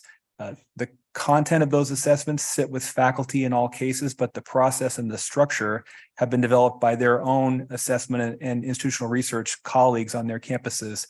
That document met with a positive response from the Faculty Governance Council this semester and was taken back for consideration to the individual senates and assemblies.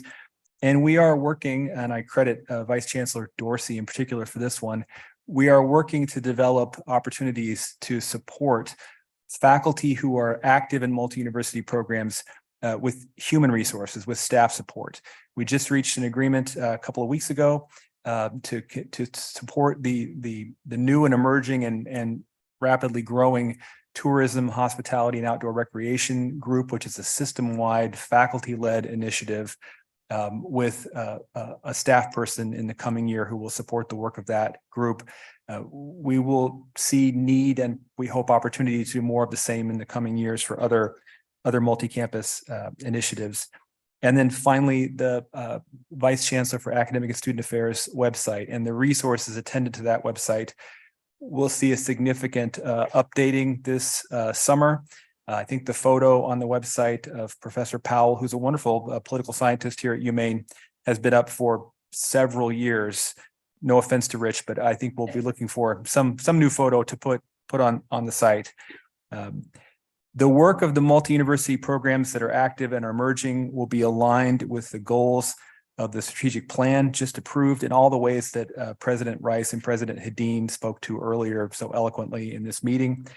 And the board can be assured you'll be hearing more about those programs, about their development, about their enrollment growth in the years to come. They will be front and center with respect in particular to one of the initiatives that the chancellor has identified as being of singular importance in this plan, our ambition to double the number of online programs across our system during the course of this plan's implementation. We already have an advantage. Most of our multi-university programs, the majority, are online by nature and by necessity right now. And we see more opportunities for high quality, high enrolling, well taught, well delivered, well assessed multi-university courses and programs in the online environment in the years to come. So this is really not an update that requires anything of the board, but rather, again, in keeping with today's tone, some encouraging news about what we're doing in multi-university collaborations and more updates to come in the future. And with that, I'd be happy to answer any questions that the trustees may have about multi-university programs. Great, encouraging. And it is interesting when we do the president's round robin, we hear more and more. We hear about the UMA and USM dental. We hear about the Fort Kent Law School connections, and it's really great to hear and great to see the work. Questions for Vice Chancellor St. John? All right, thank you. Seeing none, thank you very much. Let me suggest that we take a 5-minute break before we hear from Vice Chancellor Farini Mundy. Seriously, 5 minutes. Can we do it?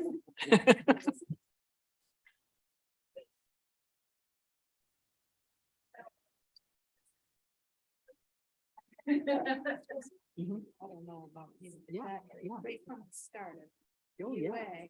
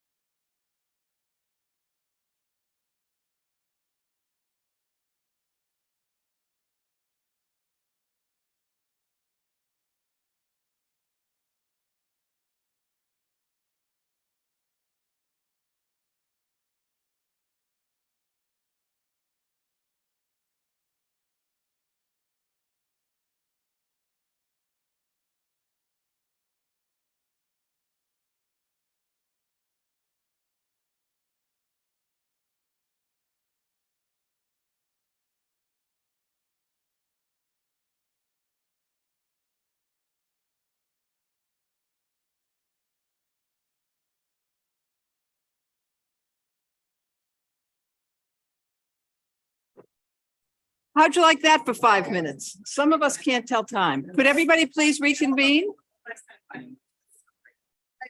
Yoo-hoo! Joe. Yep, I'm gonna call you out. We need to get going. Other Joe.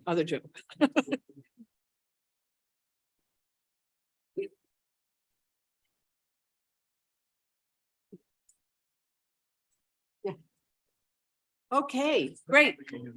We are back in time to hear from Vice Chancellor Farini Mundy with an update on research and innovations report. And as she comes to the podium, I have to say, at graduation, I had the chance to sit next to the salutatorian, who was an early college. She was graduating early, an early college graduate from Brewer, who told me the most amazing story about a professor who touched her deeply and engaged her early in her career in research. And it changed her major, it changed her life. This woman was eloquent about the importance of early research by students and the connection to our great faculty. Thank you, Chair Riley. Let me back up to the beginning of this, and consistent with what I did last board meeting, what I'm trying to do with these presentations and this time is to bring up important system-wide research matters and go a little more deeply into them. And so today the theme is EPSCoR, but I'll start with just a very quick earmark update. So here you see 5 themes that really, I think, capture what went forward to our delegation for fiscal year 24 earmarks. So now we're in 3 years of earmarks. What's come in for 22, what's coming in, and we get closer to the end of the federal fiscal year, it's still coming in for 23. And what's been put forward for 24. I've grouped the proposals that went forward. I believe there were 24. I would like to thank Sam Warren particularly, who has led this process. Sam, is it 24 or 25 that went forward? 24. We'll go with that. Okay. Sorry. After several more than that came in, we had a system-wide process involving faculty and administrators to review the full batch. And as you know, this is a matching game. This is about the ideas that are coming in, and the call went out to faculty system-wide, calls for ideas, and then a match against the accounts that are available for earmarks, which differ by the House and the Senate. So Sam has mastered all of that. We put forward to our delegation after that review and the matching about 88 million that were advanced by at least one senator in requests, and 62.5 million advanced by both senators.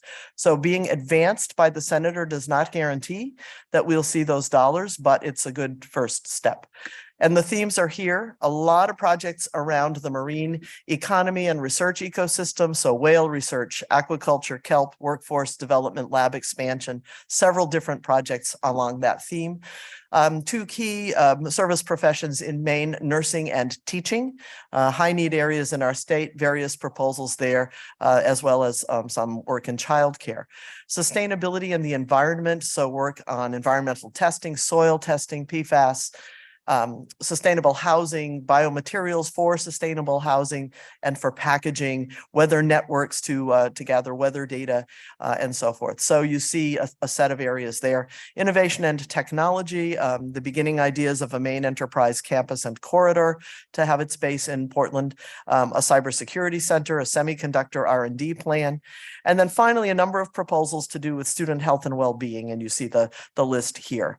As I've said, tremendous work by Sam, by members of the campus communities in putting these forward, and now we will wait and see how they progress. And there's a lot of Q&A that goes on over the next weeks as we as those get moving into the agencies, which is what our hope is.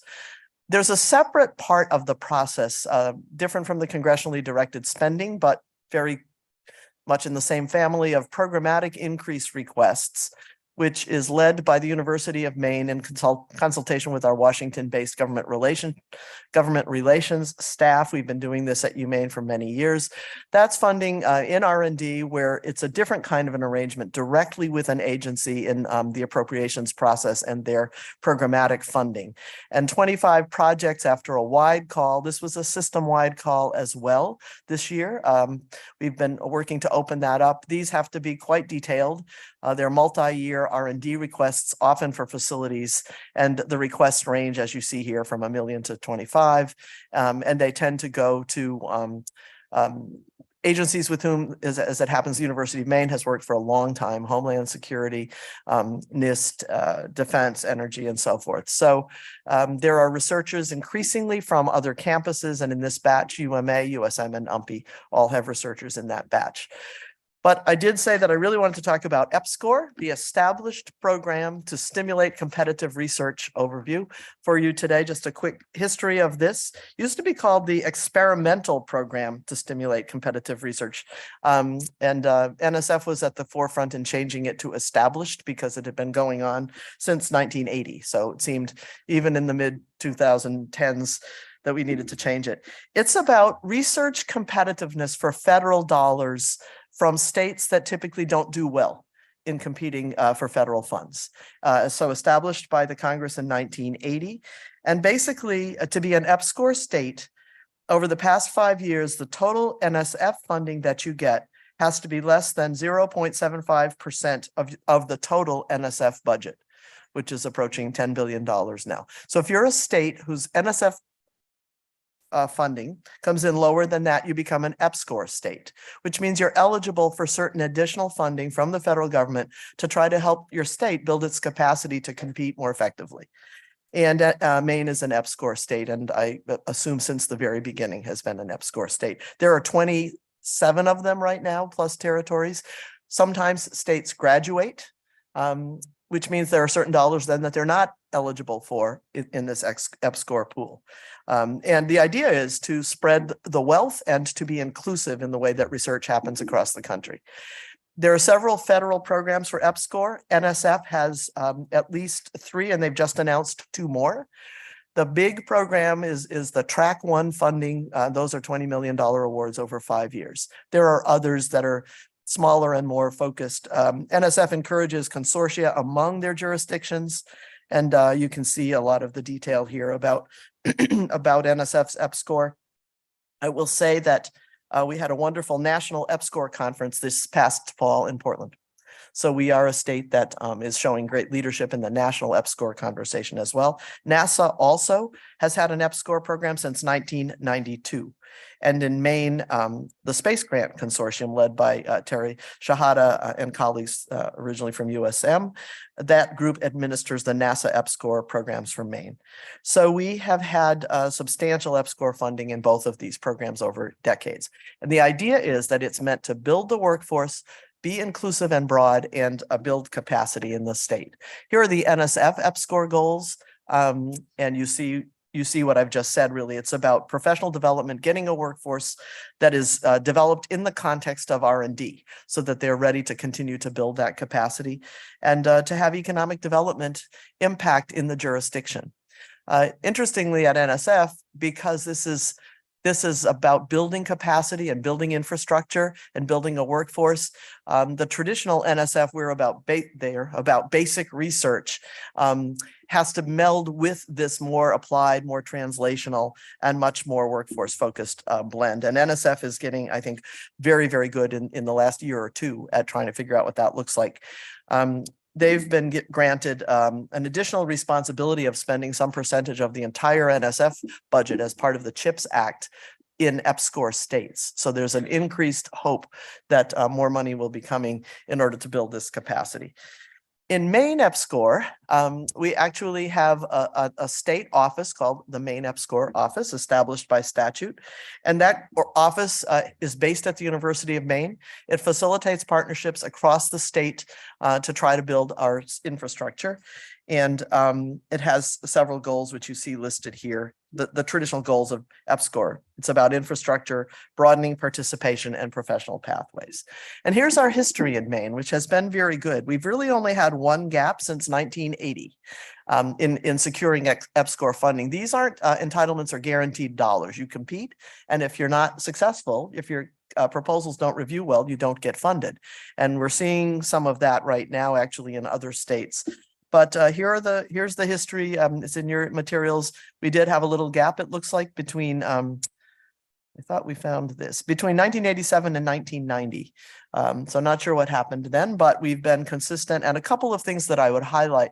You see in the fourth one over the 96 through through 2000 years, you see that ASCC was launched. So the beginning of that lab started with a different name. It was a wood lab, essentially, was due to EPSCoR funding. And in that case, we have a classic example of infrastructure growing as a result. But other topics and interesting areas, sensors and spatial design, bioproducts for the forests, sustainability, the kinds of themes you'd expect in Maine. And the most recent, funded in 2019, is focused on environmental genetics. And I'll say a little bit more about it. So how does this happen? I'll get to that. Here's the eDNA, which is about collecting, sharing, and integrating biological data to help us understand and use coastal ecosystems better, where the eDNA data is gathered actually through sampling and surveying of our waterways and our Gulf of Maine. And the idea is that you bring together multiple disciplines to study the story that the DNA tells us about populations, about pests, about the need to grow our fisheries and our safe and clean water. And so this is a sustainability focused award started in 2019. It involves 11 different institutions around the state. The idea is that these are statewide. So those are the 11 that are a part of Maine eDNA right now. And I would point out that USM and UMaine Machias are key partners in Maine eDNA, which is going on. But of course, with anything like this, just as soon as you get the project going, you have to start thinking about the next one. And what will that process be like? And how will it be different than what you've done before? And how will you continue to convince the NSF that you really have all the pieces that you need to do this? We have a great track record here. This isn't the core of the argument to NSF, but it's good for you all to know. You know, more than $500 million over the 40 years that we've been doing this, coming in new R&D funding based on this infrastructure, 14 spinoffs, lots of students, lots of publications, lots of patents. So we do have a great success story with the R2 track 1, which is the big dollars. You might wonder, how do you decide what's going to go forward? Who gets to lead it? How do we work on this? There's an actual legislative committee, the Maine Innovation Economy Advisory Board in statute, that has the responsibility of coordinating the state's R&D activities and fostering collaboration among the higher ed and nonprofit institutions and members of the business community. And that organization has a part in working with the Maine EPSCoR office in devising a topic selection process. So here you see the process in great detail for how the state is going about selecting its process for the proposal that needs to go in this summer. So the next one goes in August of 23 to the NSF. Process began in 21 with statewide calls. Concept papers came in the beginning of 22 from across the state. External panels from around the state narrowed the selection process down to a couple. Forestry came in strongly and offshore wind came in strongly, and the vote was to prioritize forestry. So the project for our 23 submission will be Maine Forest. It will be our track 1, track 1, which is the bigger money, sorry. And here you see already 3 system partners a part of this in a serious way: USM, UMPI, and Fort Kent, UMaine as the lead and the submitting agency, which is standard in these EPSCoR projects that the land grant typically would be the lead. But also you see some of our private university partners, and there will be a number of private lab partners as well in this project. It's aimed, and the work is going on now, so this complicated diagram you see, I'm sure will become more simple by the time it gets submitted to the NSF, but a very big focus on environmental AI and informatics, cellulosic nanomaterials bioproducts from nanocellulose, rural and tribal community resilience, and smart rural development. Those themes are being worked on by a large team of people putting this thing together. And so the proposal will go in the summer. We will, of course, be optimistic and keeping everyone informed, but it's getting quite competitive as NSF tries to rethink how it deploys its EPSCoR dollars.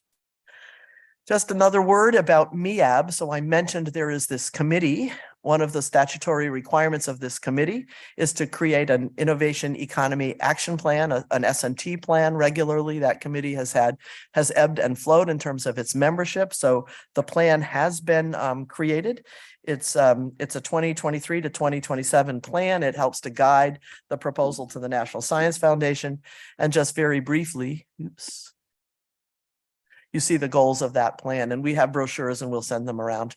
We'll mail you copies of this, but it's all about drawing from current plans that exist in the state of Maine, including Maine Won't Wait, the Governor's Climate Action Plan, the state's 10-year economic development plan, and the update to that plan, and other documents that have been guiding the state's investment in the economy. So the 5 goals that you see here are fairly consistent with other reports that have been prepared. There are several industries targeted in the plan, our traditional heritage industries.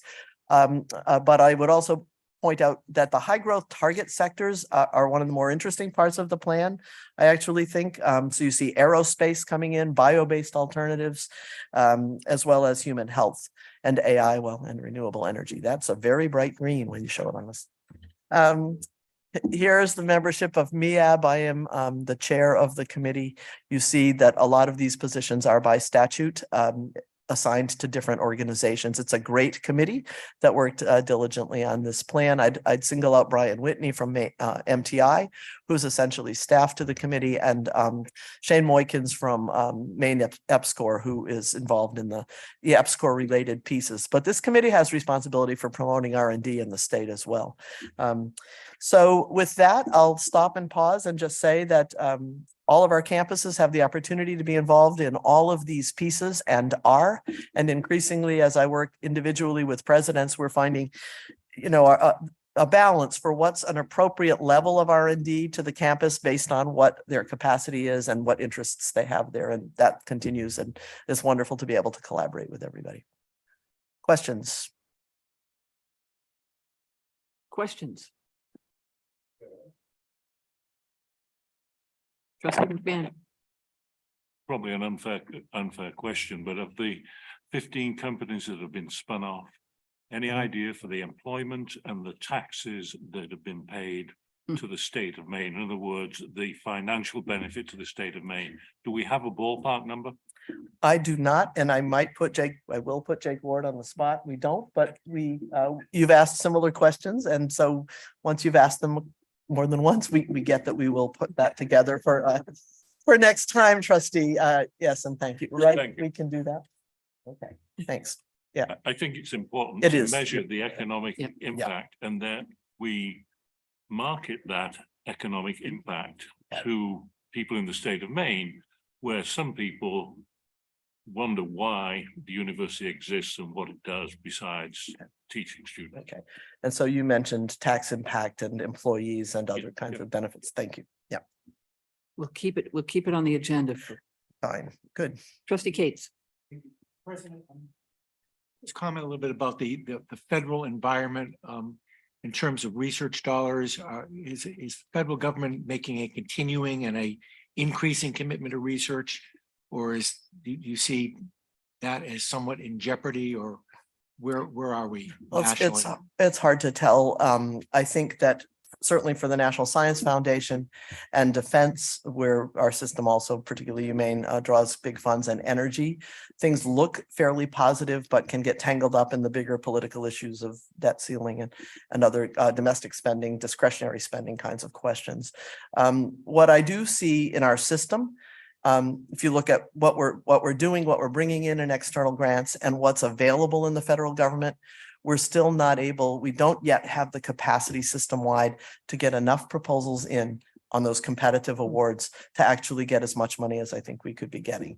It's a capacity issue, not a talent issue. We have people across this system who have tremendous ideas and interests, but trying to carve out a way for those folks to have the time to do the research is sometimes challenging. So we have a number of of pieces of activity already, the Research Reinvestment Fund that the board actually provides through to the campuses is seed funding to help people get ready to write the federal proposal. NSF's budget is slated to increase significantly. And a lot of that will be in this translational applied work, which is where we have strength, actually. Building out basic research in areas like AI and a number of other fields. That's a little bit harder generally for us because we tend to not have large groups of faculty. And yet I mentioned earlier today, the COBRA grant, which is absolutely a basic research focused grant with NIH. It's kind of a long answer, but the federal government doesn't seem to be backing away at all. And they frame it as competitiveness questions. Thank you. Trustee McCarthy.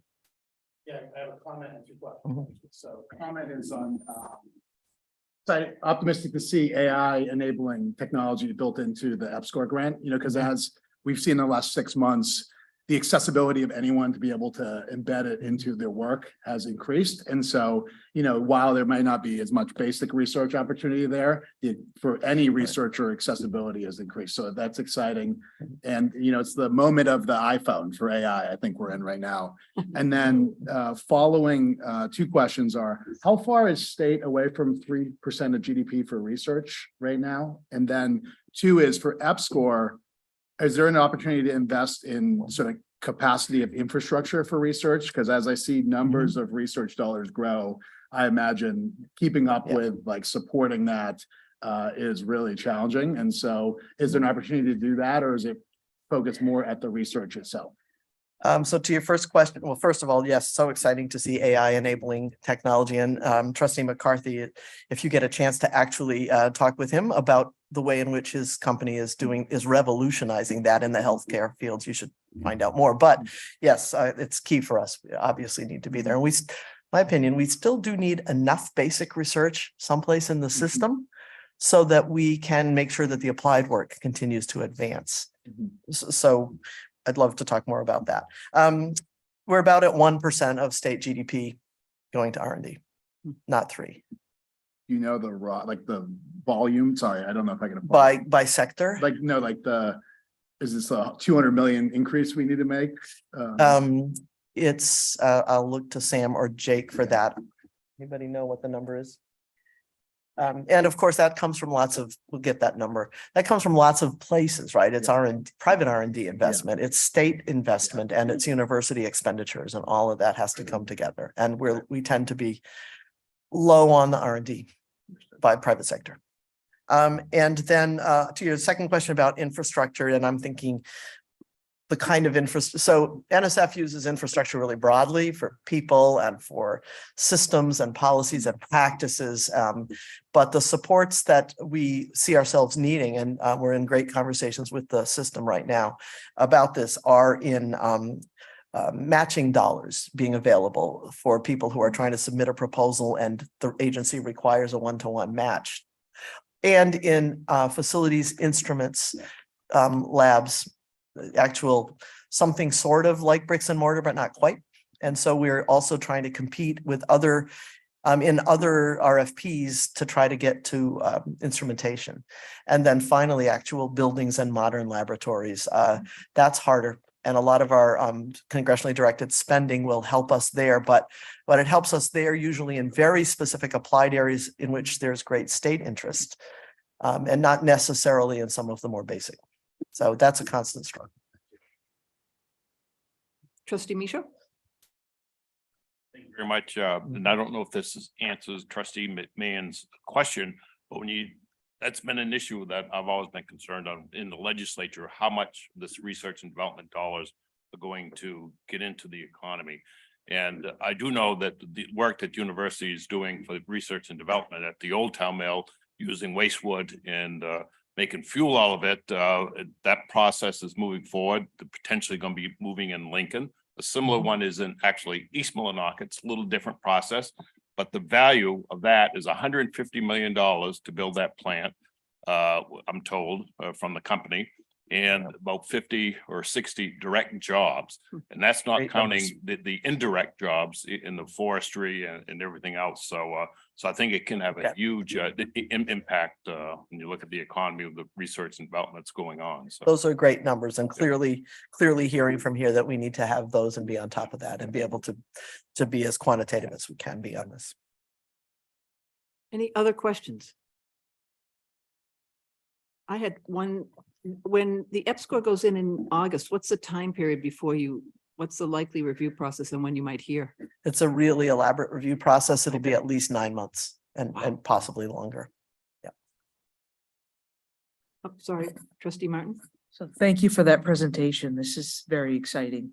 You might have mentioned it, I might have missed it, but is there a percentage of when R&D, the percentage goes up, how does it impact the economy? Is there a dollar amount? Is there a rule of thumb that's used? I don't have that at my fingertips. I don't know if Sam or Jay do. A great number.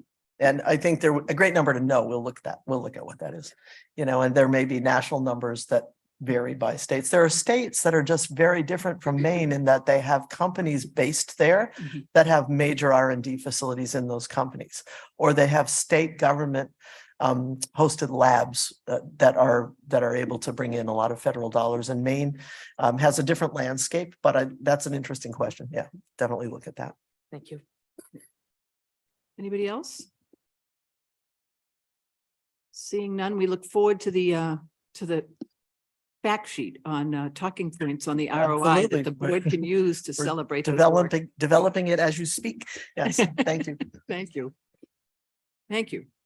Let's move to strategic initiatives with Vice Chancellor Dorsey.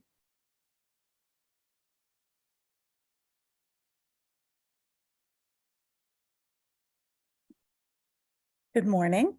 I'd like to make a couple of quick introductions, 3 that will relate directly to my report. But the first is one that I realized today I was remiss in introducing someone who's been helping on a lot of the projects that I have been reporting out to you on over the previous months. So I would like to introduce Judy Ryan.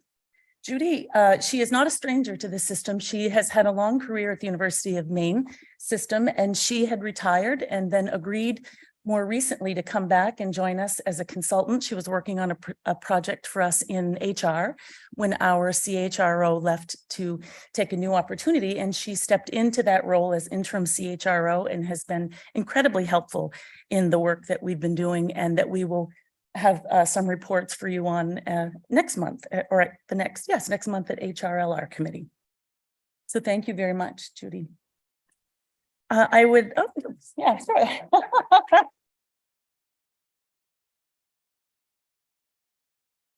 As part of my role, I've had the great pleasure of joining the chancellor when he travels to do the campus visits. And in the way that he has now structured those visits, we have a lot more time with the campus community to be able to talk to us about some of the things that they find as challenges, things that they are finding helpful, but also what they need from us, from the system as they move forward in the work that they're doing. So I've noticed a real shift in the climate of those conversations, in that a few years ago, it was really, we're okay doing it the way we're doing it.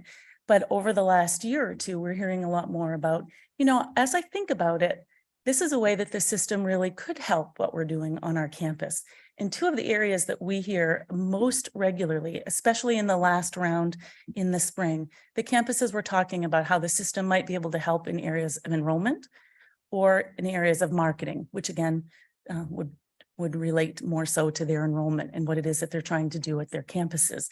So in direct response to that, the chancellor had us look at our structure and what it was that we might need to be able to better serve the needs of system-wide enrollment, marketing, communications. And there have been 2 positions fairly recent that he's added to the system level to tackle that work specifically. So one, as you all know, Tori Ryden, her position was started late. Was it December or January now? January. So Tori was hired on as the strategic advisor and the director of external relations, and she reports directly to the chancellor and works in the chancellor's office. But as you know, she's been on all of your campuses and she's been helping you with some of the work that you do with your marketing communications, working with the media. You know, there's a lot of work that she's doing around external communications. That's not to say that she isn't involved in all of our conversations that relate to internal and what we're doing, but her area of focus is supporting the chancellor in the work with the external side. More recently, we hired on Jen O'Leary. Jen is the Director of Strategic Initiatives for the VCRI office, and Jen is right over here. I appreciate everybody sat to my right, so it was very easy to. Okay. So Jen has just been with us for a few weeks. She's the Director of Strategic Initiatives, and her role was created to really report directly to the VCSI. I almost called myself President Freeney Monday for a moment, VCRI, to the VCSI as a direct report, but it really is a shared position between my role and VC St. John in the academic and student affairs. The structure of it, the work that she has done and will do is in complete support of those two areas primarily, and then all of the other areas that the chancellor's office is responsible for. So what we have done in the amount of time that we've been working with the new roles, we have brought in all of the folks that work at the system level on internal, external communications, some marketing, and we have looked at the structure and tried to determine how best we can serve the system as we become more unified. And there are folks, Rowena Kluke, who she's in the audience, Karina Larson, who is an internal communications person, Kim Ray Jenkins, I'm afraid she's to my left. Did she? Yes, there's always one in the crowd who goes to the opposite. We've all been together to look at this structure and how can we really serve the needs of the campuses and the system. And I think the internal piece was a bit easier. That was, much easier to tackle and figure out how to get some of those messages out. But the external communication, and most specifically around marketing and how we support what the campuses are doing, but also offer some information to people about system-wide elements, the importance of a college education, how higher education can impact the community, the families, an individual person, the value of that education. All of these things, I think, are messages that we need to make sure as a system we are getting out to the public. So we've been working on a different way of structuring the system level support for that. Tori, Jen, and others are looking at a marketing governance group that we've had in place for a while and trying to determine how we can perhaps realign that so that the presidents are at the table at every conversation, early, often, and certainly before decisions are made or feedback is given on a particular product. And then also how we can make sure that the group itself is somewhat fluid. If we're talking about enrollment and a piece that's going to go out that has to do with enrollment management, we want enrollment and admissions folks in the room. If we're talking about something that might be related to research, then perhaps we want those folks in the room. So it's not always going to be the same group. And we're trying to look at how we would put together a committee structure that would allow for that fluid flow of people in and out when we need them on a particular subject matter. And what I am hoping to do is continue working with this group, and then perhaps at the July meeting, I'll be able to come forward with a bit more of a formal plan for how we plan to tackle that. So that is sort of a very brief update on where we're at with system-wide marketing and communications and the structure. And I'd be happy to answer if there's any questions about that, because I'm going to sort of shift gears to a different topic. Questions? Vice Chair Eames. Thank you. And thank you for that. As Trustee Martin and I have been cheerleaders for increased marketing for many years. Does your group have a name beyond marketing governance group? So the marketing governance group is the current structure that was in place, and we have not yet determined what it will look like, and therefore the name. I think Tori she has a group that she works with that is sort of a communications group, but the particular marketing group has not been named yet. Do you have a suggestion? Well, I don't, but I do think if you name yourself, it sticks longer. Yeah. And I think that would be great. Did you, anyone else? Did you? Anybody else? Trustee Alexander?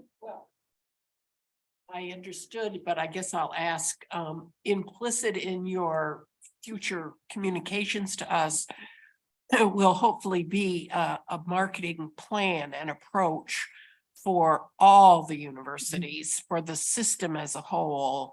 Obviously allowing individual campuses to do individual outreach as well, but certainly I've been shocked at the lack of marketing of this public university system. And maybe I'm not looking in the right places, but I'm looking forward to hearing about that. Good. Yes, you really can compare it to the conversation that we've had on the strategic plan. There has not been a marketing, there isn't a position in the system that is a marketing position specifically, and not someone that has had that focus in the past. So if you think about the strategic plan, that is in place, and now the campuses will look to align. It's the same thing with marketing. The campuses have been marketing all along, but there hasn't really been an effort to try and pull it together and have a system-wide approach, which is now with the hires that the chancellor has been able to bring forward, and then probably future that we can really have a solid plan. Trustee Cates.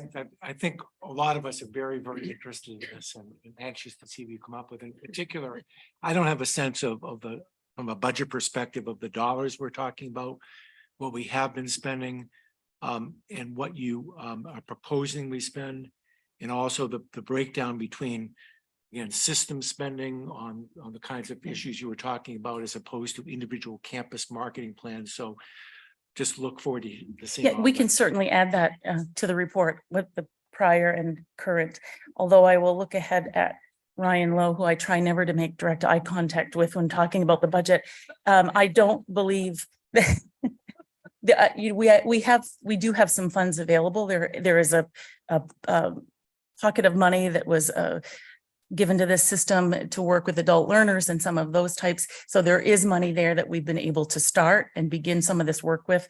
And the chancellor has increased that amount and from that existing pot of money. So we have not had to look at looking at new sources. We do have some funds we can use currently, but I'm sure that we will have to look at an increased budget over time. And I Right, think so looking ahead to the 24 budget, hopefully as we begin The- the strategic planning process. Yeah, this will be part of and the it. funds are already in that from the group of the money that we already had. Yeah, I'm sorry, I meant 25. Yes. The next budget. Right. Thanks. Chancellor? Till a year ago, there was no money. Then we allocated 400,000, and now we're allocating $700,000 for that purpose, as well as accessing other dollars that could be used in support of that type of marketing for instance, for non-traditional students and the like. So this is in humane terms, this is a brand new effort, humane system, but we're building it out rapidly because we have to build it out rapidly. We are facing a anti-intellectualism movement in the United States, and I think we're caught up in that. I think all of our states are caught up to some extent, and we have to fight back, quite frankly, on that. Remind people that if you go to college, you live longer, and you make more money, and your children are likely to live longer and make more money as well. So there are lots of statements that we have to make, and with Ryan's help, we've been able to directly allocate, and we are rethinking how we're spending money in other more narrowly drawn funding sources, but if we're going to double our output on online education, we need to double our spending on promoting online education. So it is built in, and I suspect that over time it will need to be enlarged, and we need to look no further than at places like Southern New Hampshire, to understand what we're up against. But we've had some massive successes, for instance, at UMPI on the Your Pace program. We've got to get that story out and build additional programs. But we are now setting aside money for that purpose, which was not done before.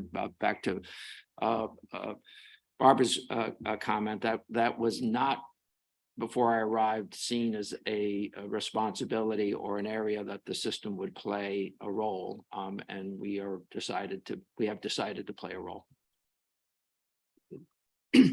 Trustee McMahon and then trustee Eames. I would encourage you to include some students in these marketing groups because they have good experiences. And I hate to put her on the spot, but Katie, would you like to tell the group what you talked about this morning? Then maybe come to the microphone. Katie Ashley is the graduate student representative from the University of Maine in Arno. And thank you for doing this. I didn't warn you ahead of time. No worries, and happy to chat about it. So one of the topics we were talking about this morning in our meeting, which is always a delight, bright and early Monday morning, what we talked about was marketing, especially related to social media. And I'm a graduate student, so I'm not in that typical undergraduate community. But some of the benefits of using social media and allowing students to almost create your content for you and have, so as an example, my undergraduate institution, University of Central Florida, they put together an admissions video where they basically just took a bunch of videos that students had posted when they got admitted, and they put it together and repackaged it. So you're having content that's developed by that age group for that age group. And I think the reception is, even looking back and that it, brought me back to that moment when I received my acceptance letter and that kind of thing. Very good. Thanks, Katie. Yes, absolutely. I will absolutely note that. And one of the, Jamie Ballinger could speak to it much better than I could, but one of the benefits of using social media and some of those platforms, we get immediate response and we're able to track it, and the analytics and the data that comes with it is so it's instant and it's specific, and you can change and adjust very quickly. So that is an approach. That's what they were doing with some direct admissions and some of these other projects. So it's very good. Trustee Eames, then trustee Cates. Thank you. I guess I'd like to applaud the Chancellor and Ryan and you, Carolyn, for committing the finances for this. My question, though, is I'm assuming that will not impact the marketing budgets of the campuses, UMaine, USM, and the law school that do their own marketing at the Right. current time. These are funds that were allotted to at the system level, so it will just support them. It will not, it's coming from a completely different area, so it will not take away from the funds that could be allotted to a campus. Thank you. Trustee Cates. I just wanted to say, following up on what Katie said about how to go about this, there's a huge amount of talent in this room. But I think with the exception of Tori Ryden, we're all amateurs at marketing. And so I would hope that we would be getting some professional assistance with trying to figure out what the best use of those dollars is. Although we'd be happy to have comments about all the marketing. Any other questions? Great. All right, so I have one more piece on the agenda, and it is another system-wide effort. I am pleased to introduce Amy Hubbard. She is Executive Director of Early College for the University of Maine System. She is a graduate of USM and and she is also, she teaches in the graduate school at Amy has been with the system for 5 years. She was hired when the system received state funding to increase early college enrollment, align policies and procedures across the universities, and also to maintain and improve the quality of early college. And something that I am incredibly proud about is Amy's work with the Maine Community College system. Her counterpart at MCCS is Mercedes Poor, and I am continually at meetings where the system and the community college and the work that they do together on the early college program is praised as a national standard. They have presented nationally on their collaboration and what they do together. They have worked to reduce barriers for student access. And I'm going to read this next piece because I want to make sure that I get it get it right. They developed the first and only software portal nationally that enables all high school students to apply for classes using a shared common application.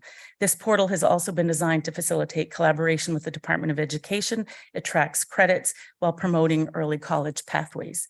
And I was in a recent conversation with Commissioner Macon, and she said that in some meetings that she was at, she was also incredibly impressed that the system and Amy's work and her collaboration with the Maine Community College system is talked about across the country in the meetings that she's attending. So we really are paving the way in this area. And I am pleased to ask Amy to come up and give us an early college update.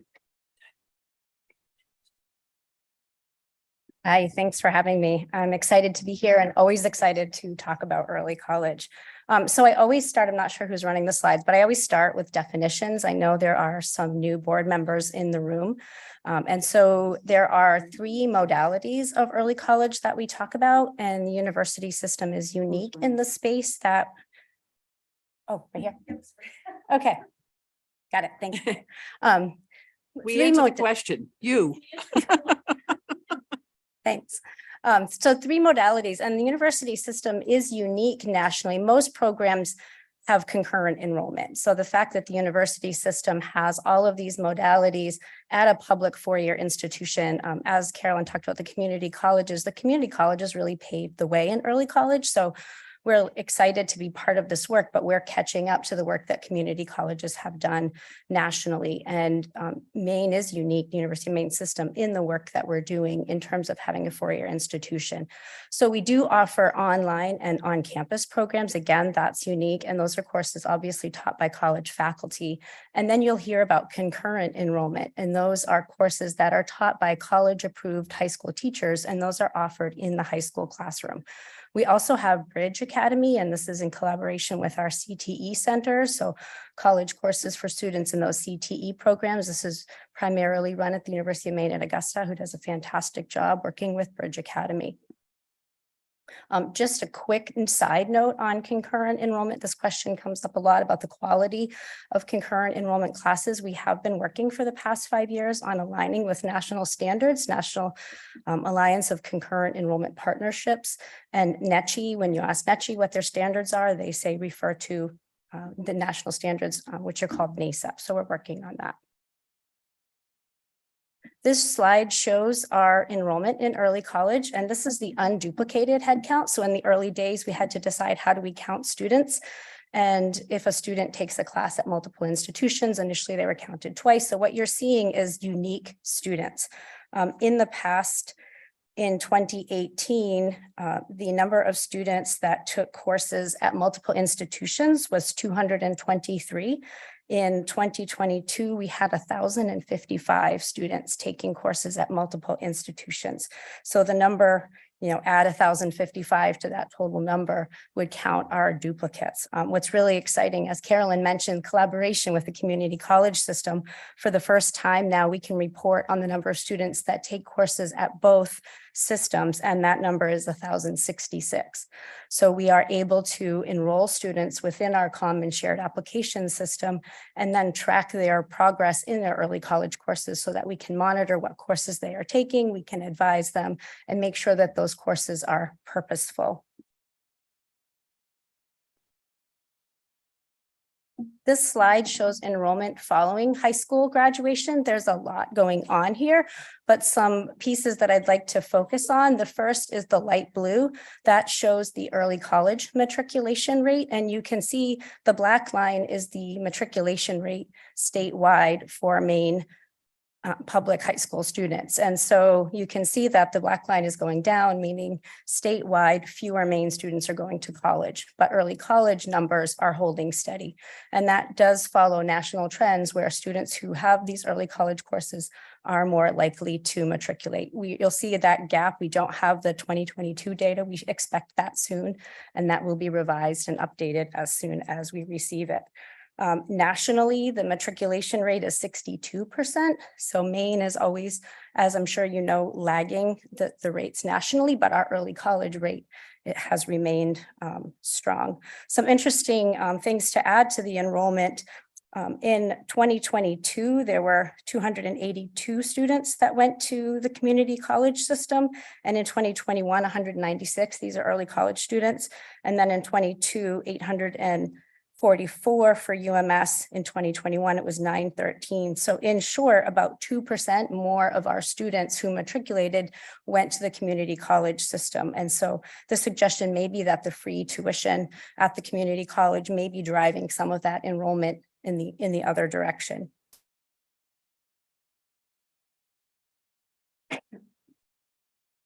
This slide shows first year student graduation rates. And so the data will look old because you're looking at the cohorts from 2014, 2015, and 2016. And so you can see that the early college rates are consistently higher, which is what we would expect. What I commonly hear from people is, well, the students that take early college classes are more advanced, so of course it follows that they're more likely to graduate. But nationally, there's some statistical analysis. I won't get into the details, but basically if you match students early college and don't, take out all the factors, match them up so that all things are equal. Nationally, the data show that early college does have an impact, and that's been for about the past decade. So it's accepted that early college does have an impact. We haven't run those statistical analyses in Maine just because we have such a low sample size, but I'm very confident with the numbers. Early college gives students more comfort. It gives them a taste of college while in their supportive high school environment.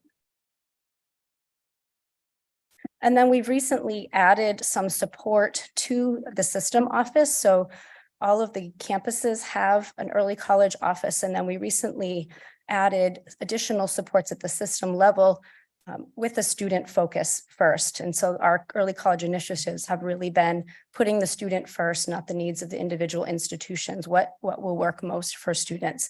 We're really proud of our success rate. So we've had incredible growth, but our success rate has stayed consistent. So that graph is really boring. I should probably show it though, just because it's a straight line. So that boring graph is really exciting because that means even though we've increased our numbers tremendously, our students are still widely successful in their programs. In 2019, we removed academic barriers for students. So there was no minimum GPA, no minimum test scores. In 2020, we removed all fees, thanks to the campus leadership who approved that. So we've removed barriers to access, increased enrollment, yet been able to maintain our success rates. And we're really proud of that. And a lot of that comes from the support that the campuses have provided.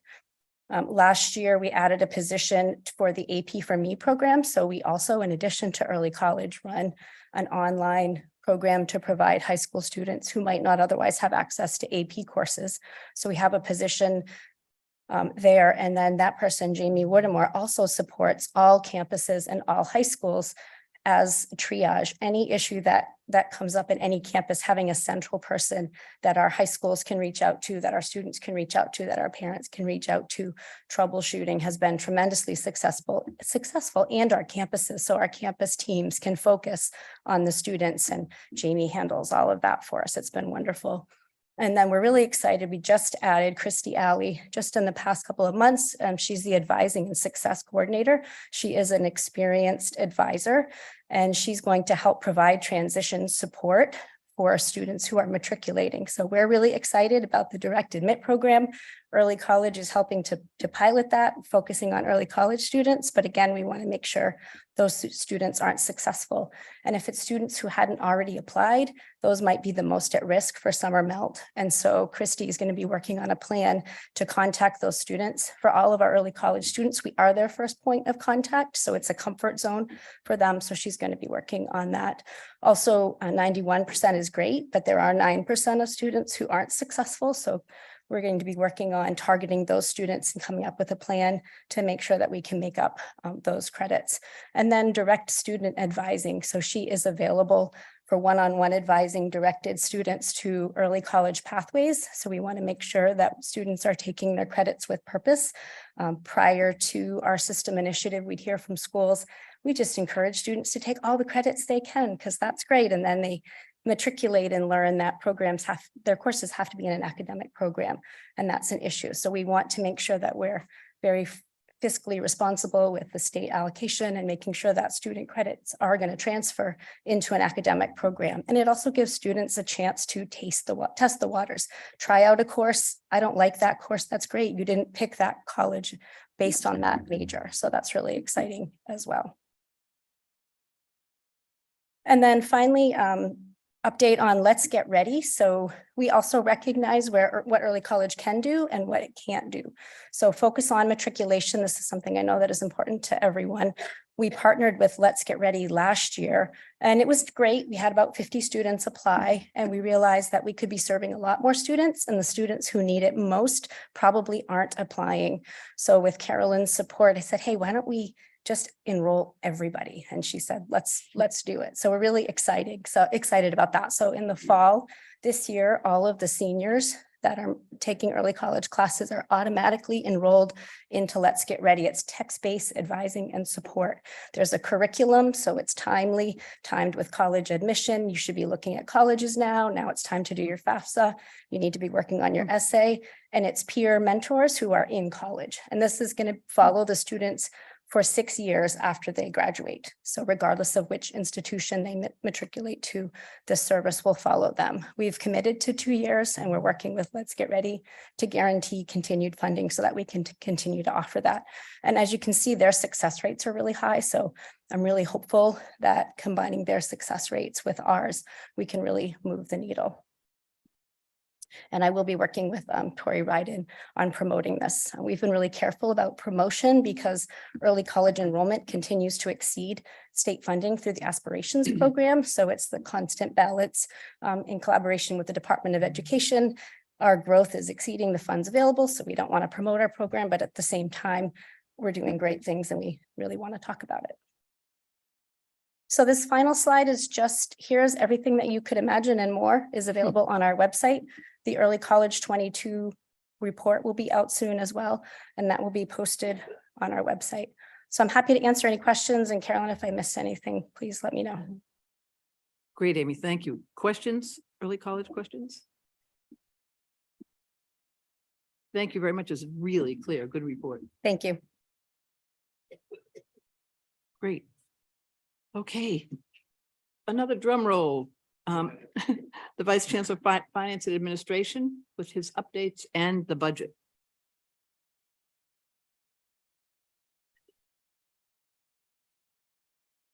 Please, I'm just checking. Okay.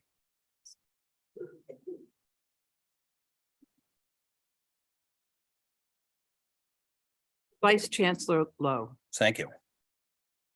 I'm going to cover 3 items this morning. I'm going to start with investment results, talk a little bit about the FY23 forecast. So 3/4 of the way through the fiscal year, how are we doing? How are we going to close out 2023?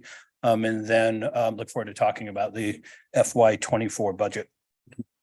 Let me start with investment results. As always, the materials are included online and in your board materials.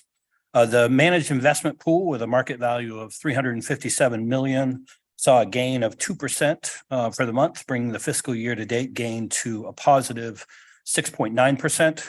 Our preliminary April results show an additional gain of 1%. The pension fund with a March market value of nearly 20 million saw a gain of 2.5% for the month. The fiscal year to date gain is a positive 4.8%. Preliminary results for April again show a gain of 1%. And then finally, the operating fund with a market value of 300 million and a more conservative asset allocation saw a gain of 0.9% for the month, bringing the fiscal year to date gain to 3%. With an April preliminary gain of 0.6%, the fiscal year to date net investment income is 8.3 million. That is against a budget of about 2.5, brings us to nearly 5.7 million over that annual budget with just a couple of months left to go in the fiscal year. So keep your fingers crossed. That is the source of revenue that we use to put funds into the system's budget stabilization fund to help us during those challenging times. And so we could certainly use additional dollars in there. And so again, keep those fingers crossed the last couple of months. going to shift over and you can see it up on the screen to talk a little bit about the E&G and auxiliary FY23 April forecast. Let me spend just a second for the new trustees, for anyone watching online, anyone that hasn't seen the forecast before. What you see here, you see the columns, obviously the campuses down the left-hand side. The budget column, that's the original budget that was passed a year ago at this meeting. At that time, we were projecting an overall system deficit of about 27 million. We closed that through a number of transfers, reserve transfers, some federal funds that were in there from some COVID. And we committed about 5.6 million of system budget stabilization funds in that FY23 budget. The forecast we do, in this case, we do two forecasts. We do one in February, one in April. We always did a forecast in October, but over the last few years, we've kind of shifted the October timeline to present any kind of supplemental changes that we make to the budget. So that kind of resets the forecast. And then again, we do one at the end of February and the one of April. And you can see if you follow those across the progress from the campuses as we've worked throughout the fiscal year. So focusing in on that third column or the fourth column right under operations, the forecast number 2, the April one, we just touch on a couple of the moving parts there. University of Maine, again, largely tracking where we were in February. It's about $118,000 change there in a $300 million budget. That is very modest adjustment and variance that you see there. At the University of Maine at Augusta, their budget forecast has steadily improved each time we've done one of these. So they started off projecting about $1 million budget gap, lowered that down to about 400,000 at the February meeting, and are now projecting to finish the year with a balanced budget, revenues equaling expenses. That's what we're looking for. So great work on the part of the UMA team. At Farmington, the gap initially grew in the February forecast. It is down about 400,000 since I presented in February. If you look at system budget stabilization funds from last year going in there, it still leaves a variance there of about 800,000. Continue to work with the campuses. I think it's questionable whether we'll get that balance all the way down to zero. So Chancellor and I have a meeting actually tomorrow with President McDonald, his team, to talk about next steps there. We'll do an update for the Finance Committee at their next meeting. Excited by the progress, but just a little bit to go before we get across the finish line there. At Fort Kent, again, the numbers projecting about a $438,000 variance. That's up a little bit from February, but it's roughly half the deficit that the campus originally projected last May. With the budget stabilization transfer there, they will be back in balance. Presque Isle has also kind of steadily seen progress, starting with projecting about a $2.4 million gap, down to 2.2 and now closer to 2 million there. So with the transfers that the board had previously authorized with some modest campus reserves there, that gets Presque Isle back to a balanced budget as well. We had a large increase in the gap at projected gap at USM after the February forecast. It is generally tracked the February forecast now. It's up just a little bit, but again, in the context of a $130 million budget, it's about a 0.2% change since February. That gap is closed through a reserve transfer and gets that campus back to a balanced budget. Maine Law, as they often do, are largely, in this case, exactly tracking the budget that was passed originally by the trustees last year, expecting no change in that. Just wrapping up the last couple of columns on here. University services, we're continuing to project a modest surplus in university services that will roll back and reduce, potentially reduce any rates for next year. And then finally, unrestricted investment income. I just reported on that, so you can see the positive variance there. So I'm happy to answer any questions on the FY23 forecast before I start the 24 budget, if there are any. Trustee Alexander. This isn't a question. I am increasingly looking at these constant projected deficits and inability to fund what the current structure is at many of our campuses. And this is a system problem, not an individual campus problem, is the way I'm beginning to think about this. And just indicating that the strategic plan is going to provide us with the kinds of dialogue and future development of policies and programs that have to tackle the ongoing issues here. We can't just keep fixing these problems with temporary fixes. That's not a question. I apologize for that. But I think it's important that we publicly acknowledge that we have some serious issues here, and the strategic plan is going to provide us with some tools to talk about these issues. Thank you. So it's a great segue into the 24 budget if there are no additional questions, because I will absolutely touch on that point in just a moment. I'll wait for that to come up, and then while they're queuing up the slide deck, let me just make a couple of preliminary comments.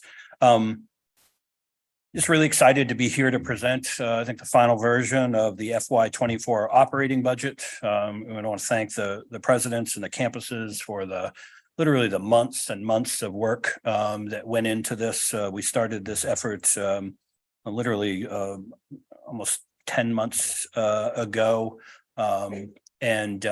You know, it pops up on the agenda every couple of months, and we spend some time talking about it. But in between those meetings, there's lots of work that is going on at the campuses, lots of folks volunteering time, lots of budget committees out there. And just want to acknowledge all of the work that folks have done to get us to this point. I want to thank the outstanding finance staff that's the privilege of working with every day. I want to thank the chancellor for his leadership in this. And then in just my last thanks, I really wanted to thank the board chair, Trustee Riley, the FFT chair, Trustee Cates, not so much for the things that you see in these meetings that we do publicly, but not a day practically has gone by since I think October that the chancellor and I have not had conversations with Trustee Riley or Trustee Cates about this budget. About the steps that we're taking, about the assumptions that we're going to use to build the budget.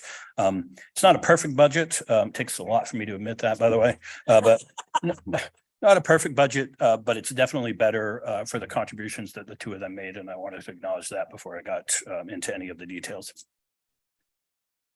A couple of kind of overall comments, and then I'll dive into the details. Again, really challenging budget. These are never easy, but I do think we're making progress. This is a budget that has modest expense growth in it, coming in at about 3%. You've heard a lot today and over the last several meetings about all of the new things that we're doing. And so doing a lot of new things makes it really challenging when you're trying to also control the budget. So a lot of the initiatives that you heard about at this meeting, that you'll hear about at future ones, were all done within existing headcount, within existing resources. It really required us to take a fresh look every time a vacancy comes open about what we should be doing, next. And so certainly want to acknowledge that. Despite the efforts to control the growth, it's clear that revenues are not keeping up with our expense growth, even with the increases, excuse me, in state funding, the modest increase in tuition that we are proposing. With the projected compensation increases, the record inflation that we're looking at, It's not unusual. In fact, it's quite common for us to start off this budget process with an 8-figure deficit, $15-20 million by the time we start tackling kind of new requests and new things that we want to do. Despite that, I did want to again note that I do think we are making progress. This is the first budget that I'll be presenting in more than a decade that doesn't use any new system reserve dollars to balance the budget. So we do have a few examples of some carrying money from 2023 that the board committed that we're carrying over to 24 to help out campuses, but there are no new system resources in this budget, and certainly want to acknowledge that. We have more work to do, probably difficult work, but again, certainly encouraged by the progress that we've made and already looking forward to starting the FY25 budget in just a few weeks. So with that, let me jump into this.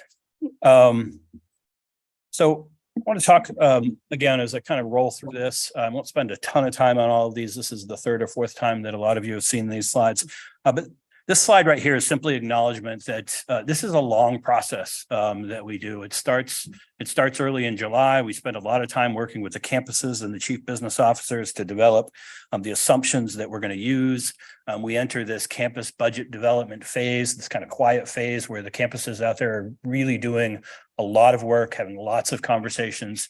And we see those early drafts of the budget in January. Then we kind of start this trustee phase, this February, March, April, May window where we have lots of conversations with the FFT committee, lots of full day, half day meetings, and then we'll start the cycle all over again. So FY24, we did have significant budget pressures, I think, as everyone is aware of that. We continue to have enrollment challenges. I'll talk about some of those specific enrollment numbers, but also seeing auxiliary revenues significantly challenged, especially on some of our smaller campuses where more students are not taking advantage of housing options and joining us from off campus, and that's impacted residency rates at some of our smaller campuses. Campus needs, the market investment losses from last year have largely depleted the budget stabilization fund. It was negative when I presented to you just a few months ago. I think the report I did earlier today shows that we've made some progress there. We're hoping to replenish that, but it really was not a significant option that was available to us as part of this budget. The Gordian data, the condition of our facilities continues to show declines in the campus net asset value. And there are some positive things in those numbers if you looked at them long enough and realize how bad they've been in the past. But it's significant. You know, we have challenges in that space. I'm encouraged by all of the efforts that we're doing around facilities, but still, you know, like a lot of things, a long way to go there. So I mentioned the FY24 budget assumptions a couple of times. These are the kind of the big levers that really drive our budget. So let me just touch on a couple of them, and most of them you'll see in detail in future slides. Tuition, unified fee. We've talked about that a few times. There is a 3% tuition increase recommended in this budget for Maine residents. It will be just the 5th increase I think we've done in the last 13 years, if that is approved. We have limited any increases that we have had in the past. We consistently limit to whatever the state's consumer price index is. We actually revised that policy last year, or I'd be standing in front of you recommending about a 6 or 7% increase. We did not want to do that. So we maxed out at the 3% that you see here. Compensation and benefits, always subject to bargaining with our labor friends, but we need to make assumptions for the purposes of building a budget. And so you'll see a 3% assumption built into here. CPI I've talked about, and then what really drives a lot of these budgets are the campus specific ones. And so there are things like specifically what does enrollment look like over the course of the next year. So the budget overview, again, not going to touch on all of these points. Most of them you'll see in slides, but these are some of the key things that are impacting us. FY24 budgeted credit hours, you can see, are 7.4% below the FY23 budget, about 3% below the FY23 actuals. There are some positives in there. You'll see out of state is up. Other positives in there, but we continue to struggle with in-state residents. Low student housing occupancy rates at our smaller campuses continues to be a challenge. Incredibly grateful for the governor's proposed 4.5% increase in each of the next 2 years. We'll be even more pleased when that gets through the legislature. This budget does include unrestricted investments in capital, increasing by $1 million. Or about 3.3% over last year. That's critical. We've said all along that the solution, this is a multi-pronged strategy. It's not all on state government. It's not all on federal earmarks. We need to do our part. We need to be part of that solution as well. So happy to see capital investments increasing at the campus level. Budget balancing, I've talked about this a couple of times again. Campus reserves, have a handful of campuses that are using campus reserves. We have some system reserves that we're carrying forward, about 760,000 from FY23 into FY24.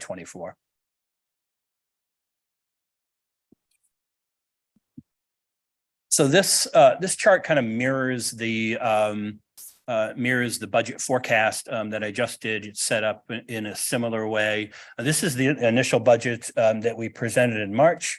As you would expect, the budget evolves as we kind of work our way through the approval process. And so in April 12th, when we met with the FFT committee for a work session, we made a few adjustments. And then again, when we presented the final budget to FFT on April the 26th, it reflected the numbers that you see here. If you look in that middle column, the total, you can see we're forecasting a deficit of about $11 million right there. I'd love it if that number was zero, but I'll also point out in the forecast that I just did, that number was $30 million. So it's modest progress. It's getting us in a better spot. You see that 10 million is then closed with, or 11 million is then closed with a couple of versions of transfers, either from campus reserves, which you see in that campus reserve column, or budget stabilization funds that are carrying over from 2023. All of those get you to that zero that we're looking for in the bottom right-hand corner. Budget stabilization fund. This slide has been kind of shifting on a regular basis just because my investment report was due at a different time than my slides were due. Really what you see here is a budget stabilization fund that could use some additional resources. And so I think our projections right now, based on the investment report that I just gave you, bring that bottom line number up by another 700,000 from what you see right here. So up to about 4.3 million if we ended the year where we are today. That's always subject to go up or down, but starting to see some funds flow back into the budget stabilization fund, hopefully.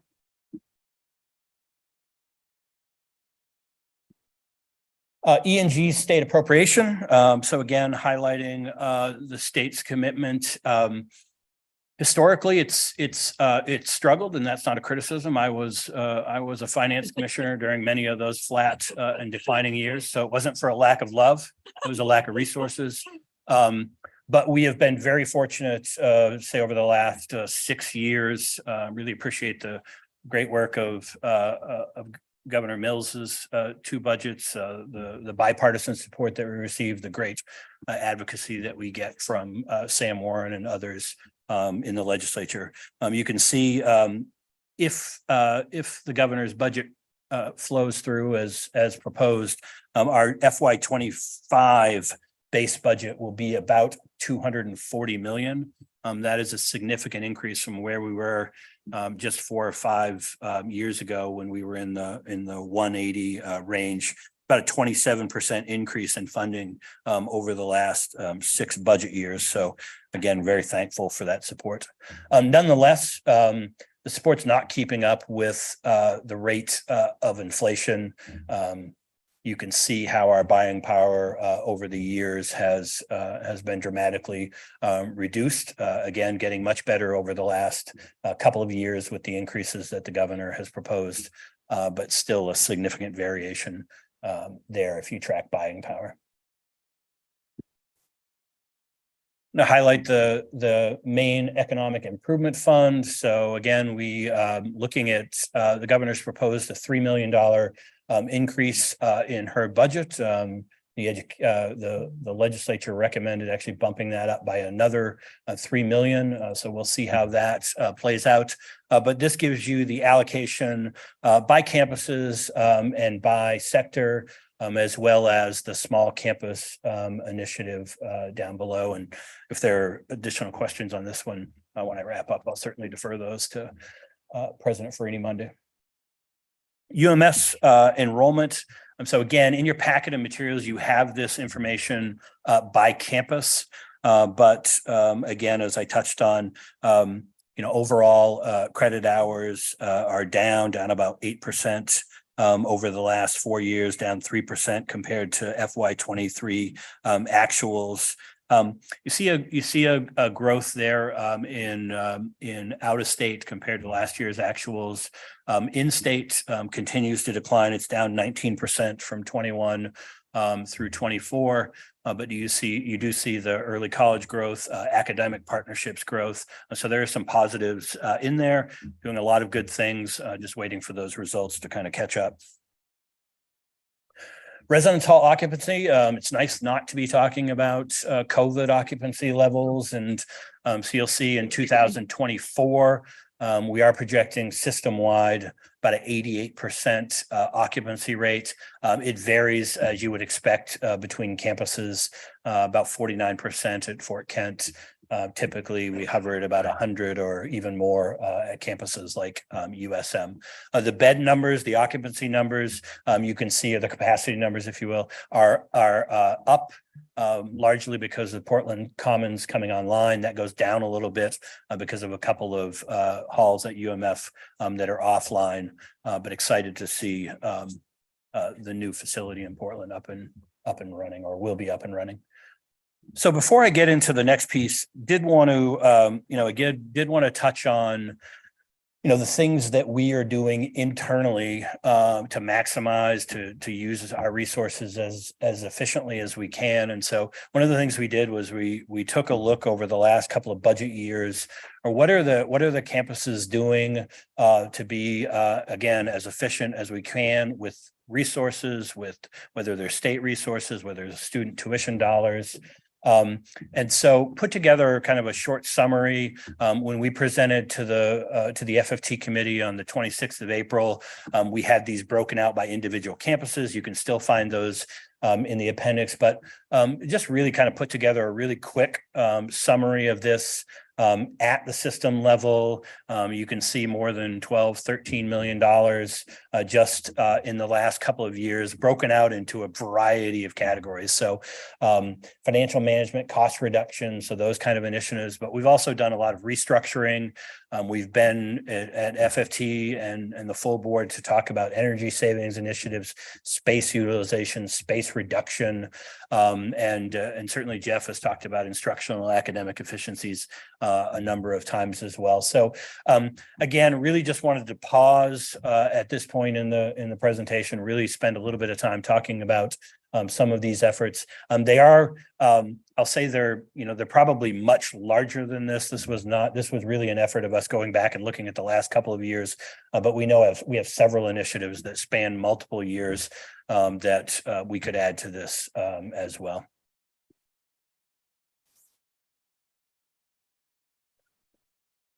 So looking at FY24 and some of the specifics, again, as I mentioned early in the presentation, we are recommending an in-state tuition increase of 3%. You can see that varies a little bit between 2.8 and 3.1, depending on rounding. Out of state has always been a campus decision obviously with board approval, but each campus has a unique market, a unique strategy when it comes to out of state. And so that tends to be driven more at the campus level.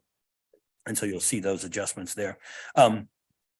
The next several slides that follow after this are really going to look at campus by campus charges for tuition, for differential tuition, for mandatory fees, room and board, as well as a summary of all of those charges. So we would show you this chart and then we would move on to the next topic, but really wanted to make sure that we were giving the full picture of tuition, room and board, and what the summaries are by campus and by total. So again, we have differential tuition at some of our campuses.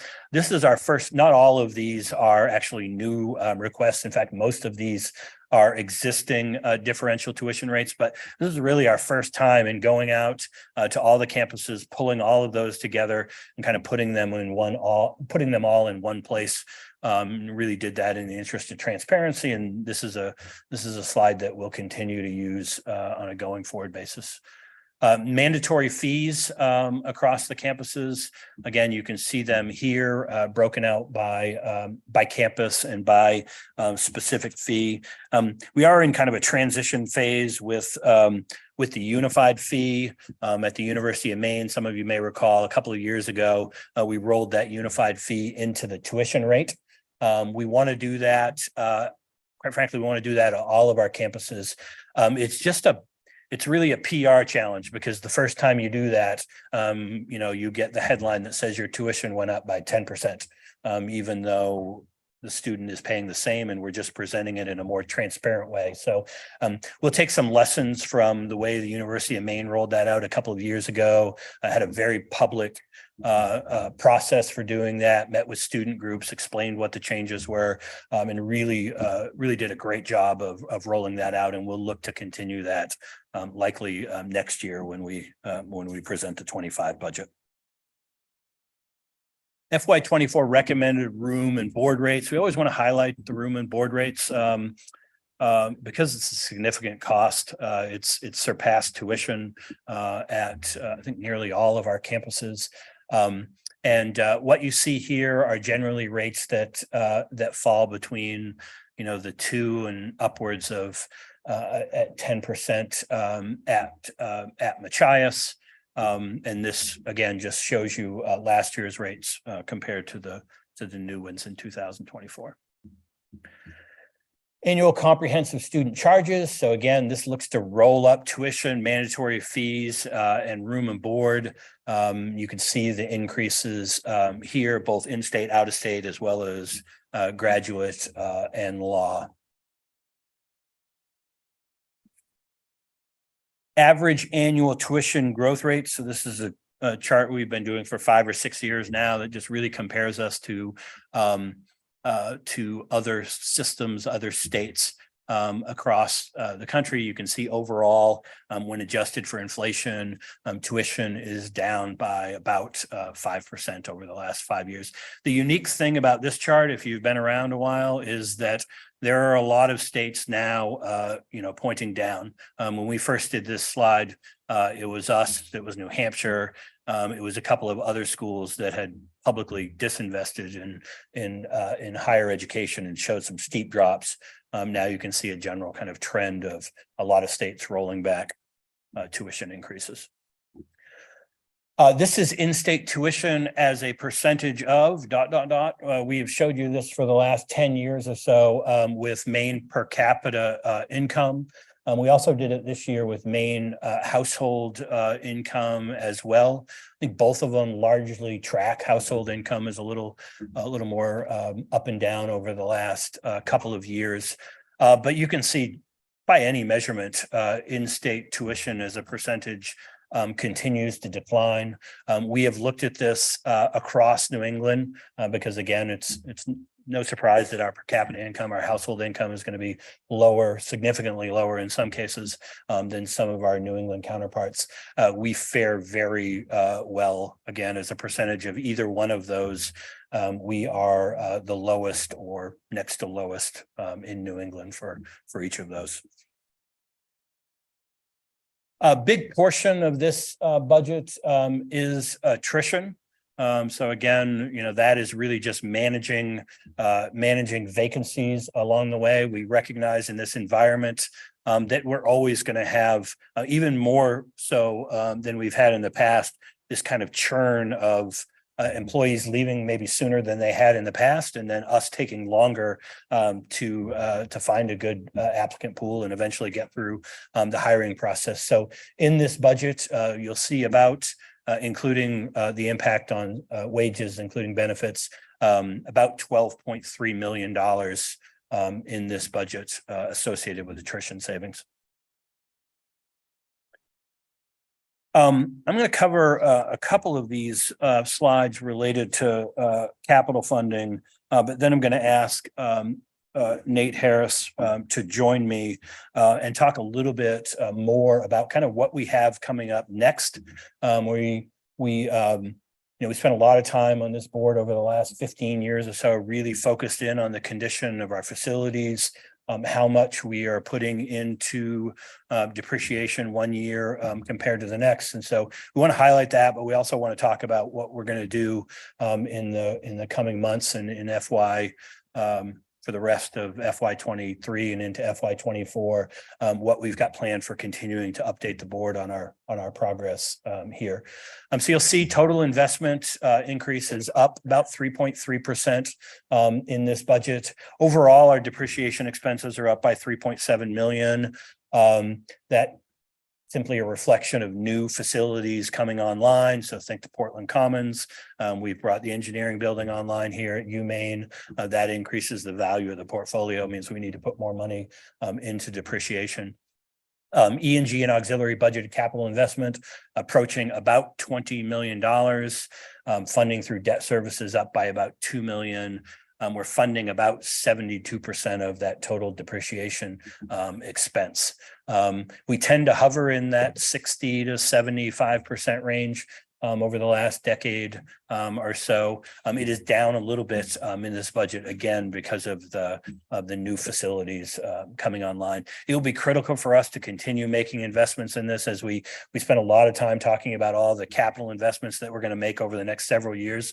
If the only thing we do is keep pace with the dollars that we're spending and the value keeps going up, we're going to fall further and further behind. So we'll be looking for investments, not just to remain steady, but actually increase in this space over the next several years. Those capital investments, so you can see the ones that are specific to facilities and infrastructure.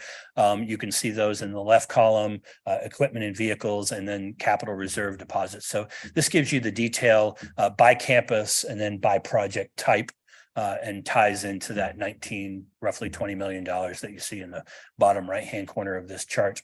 And again, you can see how it breaks out by campus, and then in the appendix and the materials that we provided, you can actually see the breakdown of the full $7.5 million there for the University of Maine and facilities and infrastructure. You can see that project by project in your materials as well. So Nate's going to join me for a couple of these slides, and then I'll come back and wrap up portion of my presentation.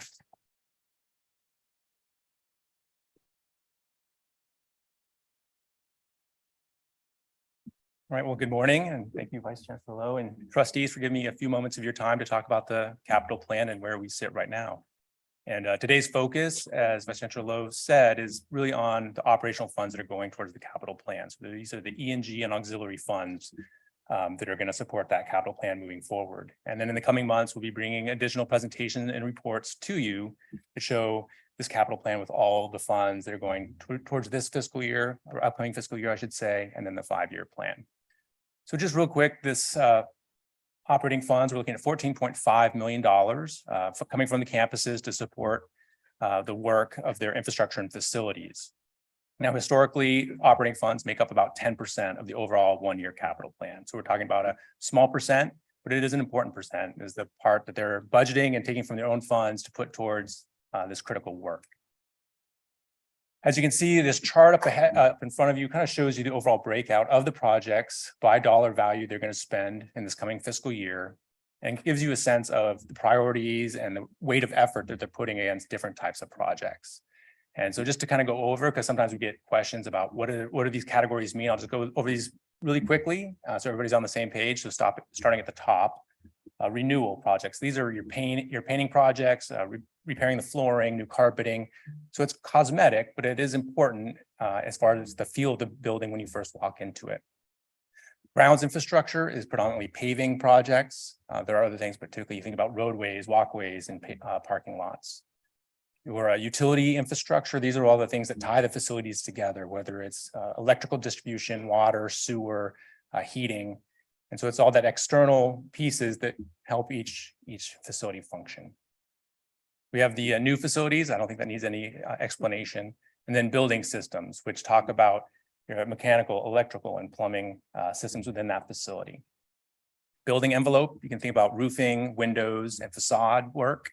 And safety, or any projects come up that are safety or code related, they're going to work on. Renovation is a big one. So this is typically when you do more than your renewal, you're getting into the walls, or maybe you're moving walls. And lots of times it will include components of some of these other things like your systems while you're in there doing work. And finally, other is kind of our last catch-all for projects that don't neatly fit in. It could be a grouping of projects that are together, or it's simply projects that are still being developed right now by the universities. Any questions on those categories before we move on? Okay. So right here, you're going to get a breakout of how we're spending in each of those categories compared to the fiscal year 23 plan. I'm not going to go line by line, but there's a couple areas I do want to kind of highlight just for everybody's awareness. And the first one is the athletics. That's the second line. So that was a field that we created last year, and that is dedicated to athletic fields. So if there is an athletics facility that's having work done, then it's going to typically be captured in one of these other categories, a renovation or new systems, or maybe it's a new building that's being built. But in the past, when we talk about athletic fields, these were captured in other categories or sometimes grounds infrastructure. And knowing that we had this investment that was coming down the line in our athletics programs, especially here at UMaine, we want to make sure we were capturing that work. And so you'll see this year, there were no E&G and auxiliary funds planned for that type of work, but you will see a lot of funds going into that category when we talk about the all funds. And we look at all the funding sources, they're going to be planned for FY24. You'll see a growth in renewal and renovation, and that is both additional work that's going to be done at those universities. But there's also some work behind the scenes. In the past, you'll see there was a lot of projects at this stage that fell into the other category. And so these were projects still under development, or these were kind of set aside projects or monies to be reactive to things that were happening in the facilities. And this year, those facility directors did a little bit of extra work ahead of time and tried to categorize how that money was going to be spent. And so they may not have had it tied to a very specific project, but we think we need X amount in renewal projects or renovation projects to provide a little bit more fidelity for the system and for you all. The last one I want to talk about is systems. And this is important because if you remember Gordian's FY22 report, they highlighted the fact we need to invest a lot more in our systems and our buildings moving forward.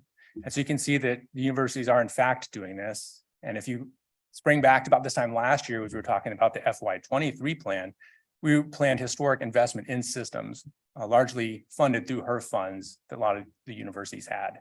And so you're going to see that continued investment, I think, carrying forward as we move into this next fiscal year. So last area I want to talk about is just kind of give a highlight of what we're going to be looking at over the next few months and some initiatives we have underway. So coming up in June, I'll be bringing to the FFT the one-year capital plan that looks at all the funds. And then at the August FFT, the 5-year plan.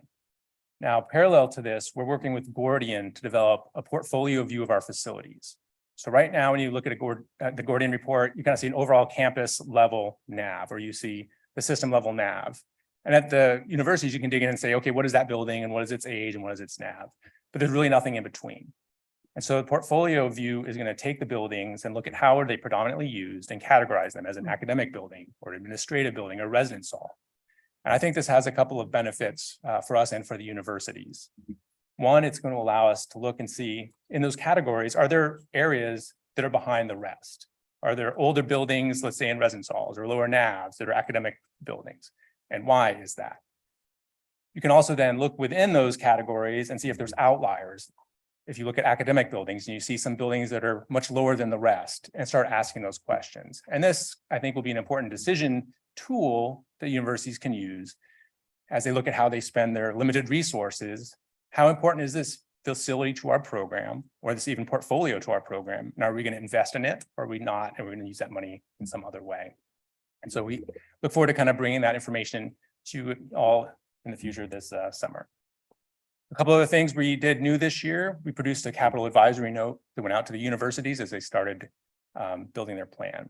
And this took information from a lot of different sources, think Gordian data, inflation data, enrollment data, and consolidated it into one location and sent it out and said, hey, think of these in the context of your capital plan as you're developing it. In return, we've asked the universities to provide a narrative with their list of projects that explains the priorities that they're going after within their capital plan and any constraints they may face.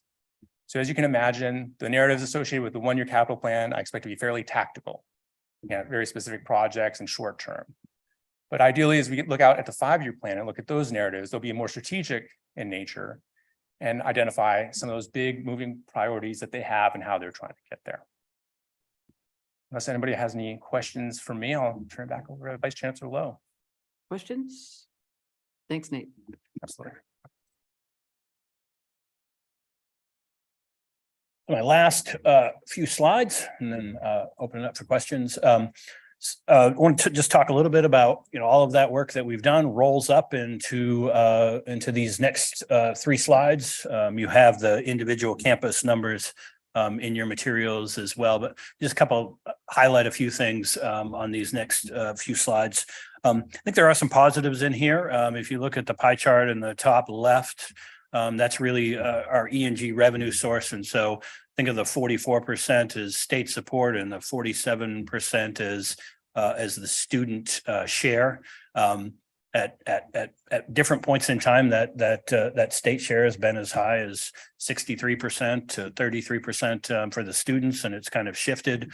So happy to see as state support is increasing. This budget, the student share, if you will, is down from 48 to 47%. The state share is from 43 up to 44.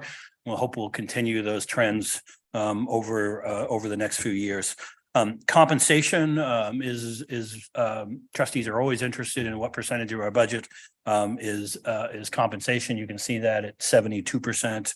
That is up 1% from last year. That is generally what our trend is. It's generally going up about 1% a year as personnel costs. It's our biggest share go up, and we squeeze the rest of the budget. You see that compensation piece kind of steadily growing.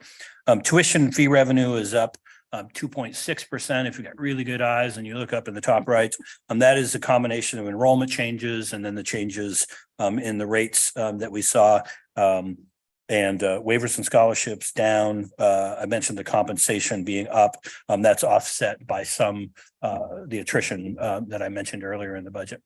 If you look at auxiliary, there are some significant changes to the pie charts in this one. If you were looking at FY23, that's really driven by the change in dining at the University of Maine. So if you think about those were all in compensation previously, now they're in sales and services. And so that's why if you looked at this chart last year, auxiliary was 31% compensation. Now it's down to 19%, and the non-comp piece has gone up by an equivalent amount.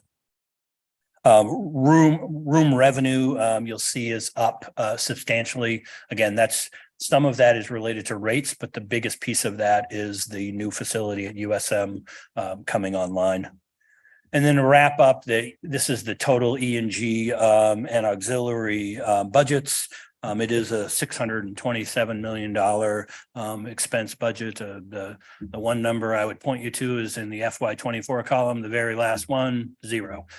So we are balanced despite needing campus and campus reserves to do that. We have gotten back to where we're proposing a 2024 balanced budget. And then my last slide of every one of these presentations that I do, because it's required, is We are required by Public Law 2011, Chapter 616, to do regular updates to the board on things like travel, meals, memberships. And you see that reflected here. We also make that a part of our regular budget forecasts as well.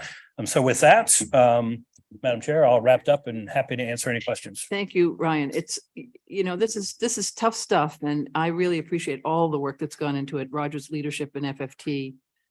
This university system, it's an extraordinary public asset, but our job in trying to balance needs and resources is the challenge of this budget.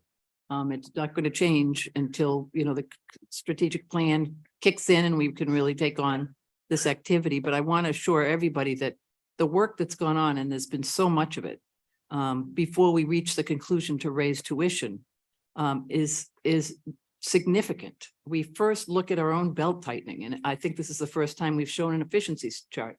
It's $12 to $13 million. That's the beginning of a focus on how do we do things differently. The state appropriation, the governor's request, which we hope the legislature will enact, is more money. That's really terrific. We look at philanthropy. Are we maximizing philanthropy and federal funding? And then we look at tuition. It's a shared responsibility.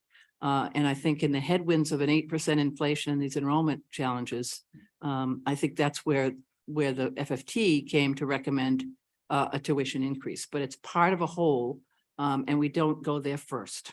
So with that, let me open for questions after that terrific presentation. Trustee Martin. Thank you for that presentation, Ryan. I've got a question. I mean, when I was reviewing the materials, obviously there's a big discrepancy in rental hall occupancy. And the state has campuses located closer to metropolitan areas where they have other campuses that are in rural areas. And we know that, the residence halls closer to USM, obviously the market down there, the rental property market down there, they're running to our residence halls. The reverse is happening in the rural campuses. Have we looked at, obviously we've looked at the opportunities in the metropolitan areas, but in the rural areas, what opportunities have we looked at to either adjust the prices to be able to fill up the balance of it, or opportunities to fill those rooms that wouldn't really derail the purpose of what they're used for in the first place? Yeah, so great question. I think at least there's probably 20 answers in there, but at least a couple that I would touch on. One of the challenges we have, and it's not unique to the rural campuses, just the condition of our dorms. More than 75% of them haven't been meaningfully renovated in more than 50 years. That's a long time. And when you look at the offerings that some of our private competitors in the state are offering, you really get they look even worse in that light. Fortunately, with the $75 million investment of the bond that the legislature passed 2 years ago, a significant portion of those funds and the overwhelming majority at our smaller campuses are focused in on using those dollars on renovations in our residence hall facilities. And so we think those investments don't happen overnight. We've brought some of those forward recently. I think the Presque Isle one was in front of you, maybe at the last meeting. I think we expect to see more dollars roll into that space over the next couple of years. So I think that's one piece of it. Certainly defer to any of the individual presidents. I know as we kind of went through the budget process, that was a consistent question that came up. Campuses, as you would expect, have different strategies, but lots of them were looking at rates. They were looking at if we only got 50% occupancy with a bunch of doubles, what happens if we turn these into singles? What are we hearing from the students that we want? And so I know Joe has had those conversations at Farmington, and and President Farini has at Machias and other places as well. We've also looked for those kind of opportunities where if we don't think we can fill the space, are there opportunities to use it for some other purpose, some external, and I think we've had that conversation at Machias for as long as I've been with the system, and I think we're starting to see some movement there. So I think there are all kinds of different strategies. They depend on the campus, but quite frankly, the best thing we can do is invest dollars into the condition of some of those residence halls. Other questions? Trustee Kane? Thank you, Madam Chair. And I want to acknowledge all the hard work of Ryan and I think, and Roger and our whole committee. I think the FFT committee did a great job having really tough conversations about this. I just wanted to add to your list, Madam Chair, of sort of the amount of work that goes in that we don't even see. Right. And before we get to tuition, I want to just acknowledge the squeeze also on positions, on academic departments, on programmatic entities across our campuses that also contribute to our ability to have this balanced budget. And that is not without stress and struggle and questions. We heard some of that articulated this morning as we think about faculty and the number who are taking the option to retire, right, in this fall. And I think the opportunity we have having this strategic plan in place now is to marry the direction of the strategic plan with the direction of our budgets going forward, to hopefully change those conversations to be less about belt tightening and more about opportunity creating, with a common vision of where we're headed. And so just wanted to add to your list and add my appreciation and full support of the budget. Trustee Cates. Just a couple of things. Hope I can channel the thinking of the FFT committee, can certainly speak for themselves as well, but just to follow up what Ryan said. First of all, thank you to Ryan and his team, all the presidents, all the CBOs at the various campuses. This is a year-long project. But I think the budget does a generally good job at dealing with the challenges we're facing, at least this year. And just as Trustee Kane said about the strategic plan, I mean, the focus of the budget should be on students, and I think it largely is. We continue to make investments in academic programming to meet the changes we're facing in the world. The infrastructure investments, as Ryan was just saying, are focused on the student experience, on our dormitories, on enhancing opportunities in food service, athletic facilities, as well as laboratory and research spaces, classrooms and performing arts spaces, all of which are designed to enhance the student experience. I've also seen a really increased effort to maximize our scholarship programs, to eliminate duplication and make sure that our universities are accessible to anybody who wants to go. The energized effort to look for efficiencies anywhere and everywhere is really there. I just did want to mention the 3% tuition increase. The committee did not come to the decision to recommend that easily. As Ryan has said, the governor and the legislature have been incredibly generous, both in the current services budget and hopefully in the supplemental budget as well, depending on what the legislature does. But even given that, we thought we had to look to a tuition increase. We wish we were operating in a vacuum, but we're not. We all knew what inflation has done in every sector of our economy. It's really hard to think of any goods or service in any of our lives that have gone up by way more than 3% in the inflationary world in which we live. And this tuition is going up 3%, but as Ryan pointed out, as a percentage of either per capita or family income, the commitment that Maine families are being asked to pay for tuition for our universities continues to go down and continues to be a bargain. Also, with the changing rules on Pell Grants and the increases in the Maine State Grant Program, the number of in-state students who can actually attend several of our universities free, essentially, for tuition is going up. And this is a story I think we need to get better at telling. Also, because of the investment in academic programs and student life, our schools remain more than cost competitive with any of our public competitors in other university systems throughout New England. We're about the lowest. We are still a bargain. And we can compete with quality with any of our competitors as well. Just looking ahead to the 2025 budget and to follow up on something that Trustee Alexander said and Trustee Kane said, we now can be guided in our decision-making going forward by the fact that we have a strategic plan. And that's going to make this whole effort a lot more focused, I think, going forward. So again, it's a tough budget. It gets to being balanced. We wish that there were more resources, but it's my hats off to Ryan and his team, all the presidents, all the CBOs are all working together to get this, and the chancellor who was cracking a whip over this entire process, certainly to get to this point. Thank you.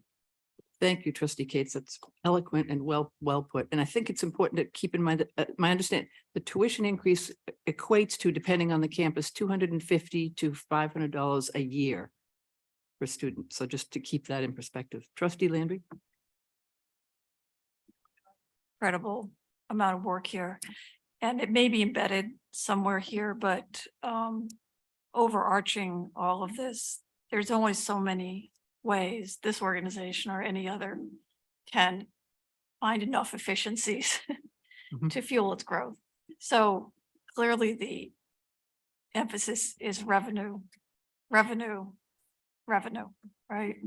And in that regard, I really appreciate the comparative examples you have in here. And I'm wondering, is there a slide that shows the state appropriation over time and compared to other state appropriations? So, I mean, I don't need the answer to that right now, but I'd like to see our own state appropriation over time, over multiple years. And as we think about the strategic plan, thinking about where we really need that appropriation to be if the university is going to be able to be successful. So I appreciate the positive appropriation this past year, but against what? Against what is it that we're trying to get to? And the same with the philanthropy and the fundraising. So the over time, the amount of resources that the university is able to gather from that source. So we can see where we're going, but also where we're trying to get. So I don't need an answer to that right now. I'm sure I know all that data is available, but just in terms of those comparative slides, as some of these other comparative slides be very, very helpful, I think. Yeah, at least just to me. a quick comment. So I think the budget slides maybe go back to 2010 or somewhere in there. But we've got appropriations data back to the 70s that we can get you a copy of. The philanthropy piece is a great one. It's been a particular focus of the board chair. You missed it by one meeting, but the last meeting, we actually had the heads of the two foundations come and talk about philanthropy and where it's going, and we can absolutely get you a copy of that report. Yeah, it was more just being able to see sort of on this, as we're looking at the overall budget. So we don't necessarily in our own heads compare the state appropriation this year to last year to the year before, but what's the target? Yeah, Where are we absolutely. trying to get with that appropriation, and where we are today against that is more what I'm thinking about. Other questions? And Trustee Flood from far away, anything you want to? Okay, thank you. Any other questions, comments? Again, thank you to everyone for all this work. Let me then read the proposed resolution. That the Board of Trustees accepts the recommendation of the Finance, Facilities and Technology Committee and approves the FY24 updated proposed University of Maine system operating and capital budget. Recommended student charges and proposed transfers from institutional reserves, including the carry forward of approved but unexpended budget stabilization funds from FY23 to FY24. Can I have a motion? Moved by Trustee Kane, seconded by Trustee Cates. Any further discussion? All those in favor, please raise your hand. All those opposed? Trustee Flood up. Yes. Thank you. The motion passes unanimously. Abstentions. Sorry, one abstention. Thank you very much. We now have a budget and a strategic plan. I think maybe we can break for lunch.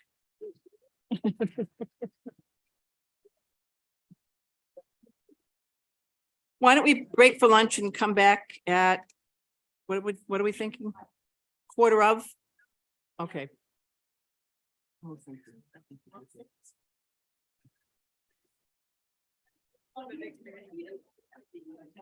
Hi, Joe. I'm definitely touch base with you. Touch base. Yes, yeah. Okay, I look forward to it. Yeah, yeah. Let's do that. Let's do that. So maybe even have this conversation. Email. So why don't you send me what the what is like.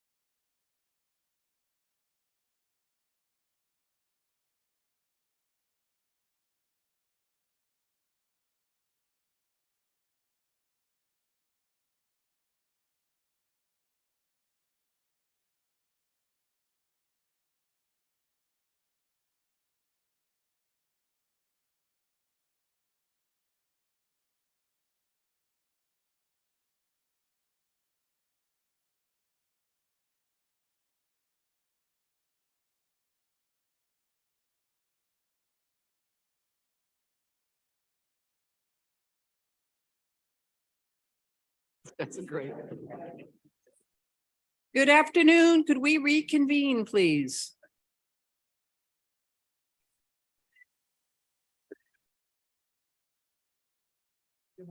Great lunch as usual. Thank you to Sedesco. Thank you for getting fizzy water. This is a wonderful moment. Before we go back to our agenda, I wonder if we could just take a minute and ask Roger Cates to reflect on an important passing. Thank you. So Maine Public Broadcasting this does have a lot to do with the University of Maine, which was formed by the University of Maine and other schools in Maine. And I just want to take a moment, if it's all right, just to say how sorry I think all of us were to learn about the passing of Mal Leary this last week. And so it's a familiar name to all of us. And those of us who spent a lot of time in the State House. He was really the trusted voice of news in the state of Maine for decades, and really a fierce advocate for the truth and for the freedom of the press and for open government. And he really loved what he did. It's just hard to imagine anybody ever taking the place that he had in Maine news. He knew more about state government and that State House than anyone before or after him, and just one of the world's nicest people. So if you have anyone who knew him, we'll really miss him, and we are poor today because he's no longer with us. Thanks. Here. And Mal Leary got his start at the University of Maine, writing for the Maine campus, and he will be sorely missed. Okay, let us go on to our agenda. And the discussion of the chancellor's contract. As you know, issues of personnel are handled in executive session, and we've had a discussion together about this, but for the public, I just want to be clear that as a result of our review, as a result of our discussions, there's a unanimous commitment to continuing the chancellor's leadership and a real sense of his leadership over particularly this past year. Achieving unified accreditation, the NETG approvals, the law school and the graduate center. He's built a very strong team internally, engaged presidents who are all doing just terrific work as we've seen today. His commitment to the infrastructure and to deferred maintenance is a first and essential. And he only has, if it took 19 years to get the strategic plan, the deferred maintenance thing, it goes back 200 years. So good luck with that. He's balanced the budget, given us a strategic plan, increased the AP arrangements for online, and begun marketing all of those initiatives the board finds to be extraordinarily important, and wish very much to continue your leadership, and we will continue those discussions with you, Chancellor. And I would like to call the resolution, which is that the Board of Trustees authorizes the chair and vice chair to finalize an employment contract with the chancellor mutually agreed to by both parties no later than June 15th, 2023. Could I have a motion? Moved by trustee Alexander, seconded by trustee Kane. Discussion. All those in favor, please raise your hand. All those opposed? Abstentions? Pat? Enthusiastic, Trustee yeah. Flood? Enthusiastic, yes. Okay, thank you. Thank you. If I could just say to you, thank you very much for today's action and the words shared. But let me also point out that I do in fact work with extraordinary individuals in the chancellor's office or in the operation, and I work with some extraordinary individuals who are the presidents of their universities, and very proud of the work that collectively we've been able to accomplish, not only this past year, but the totality of the last 4 years. And look forward to making further contributions. Thank you. Go team.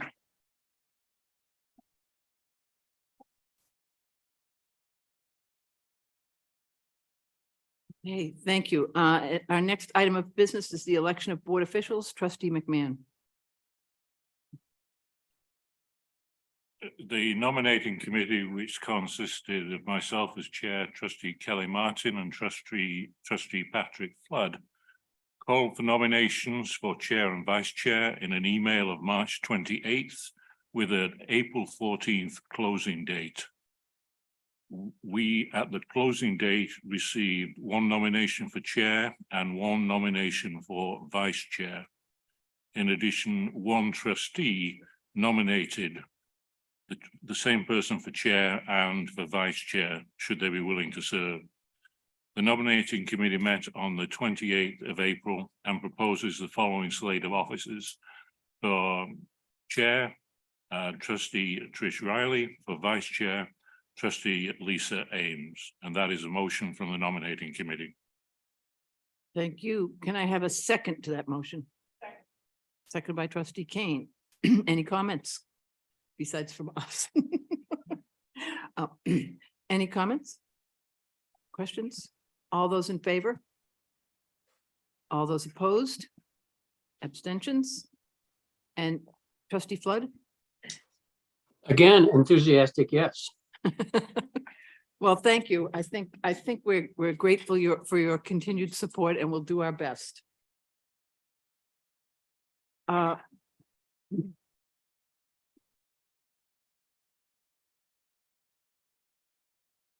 This is the serious stuff. Now, the approval of the board meeting calendar. You have in your materials to set us so that we can all get them on our calendar.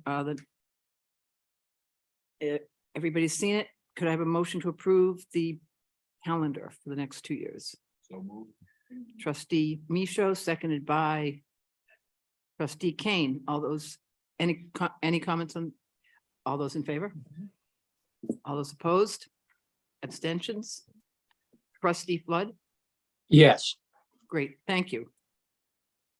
That turns us to tenure at time of hire. President Freeney Monday. Before you, should this be baking sound of some sort? Anyway, before you, you have a proposal to approve a tenure at the time of hire for a professor in the School of Nursing at UMaine to begin August 1, 2023. We're very pleased to put before you the name Dr. Colleen Marzilli, who would become a professor with tenure in the School of Nursing within the College of Natural Science, Forestry, and Agriculture, a very distinguished faculty member who comes with great background and great support from the School of Nursing, from the dean, from the provost, and from my office. She has been is currently a tenured professor at the University of Texas at Tyler School of Nursing with a PhD in nursing from UT Tyler and a doctorate in nursing practice in public health nursing from the University of Tennessee. So we're very excited about Professor Marzilli joining. Great, great. The proposed resolution that the Board of Trustees approves tenure at the time of hire, professor in the School of Nursing, University of Maine with tenure effective August 1, 2023. Motion. Trustee Kane, seconded by trustee Eames. Comments, questions? All those in favor? All those opposed? Abstentions? Trustee Flood? Yes. Thank you.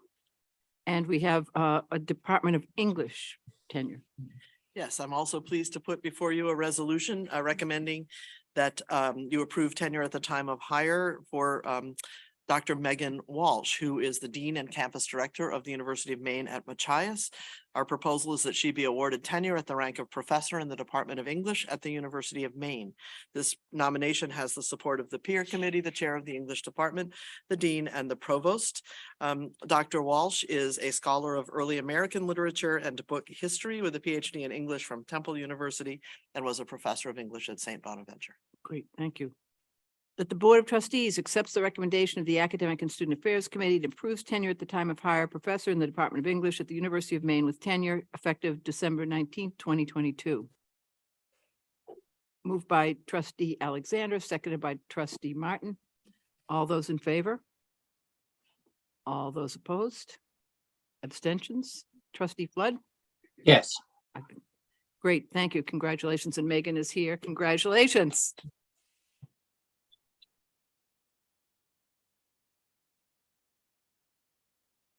Okay, our next item of business is the appointment of an interim clerk for the Board of Trustees.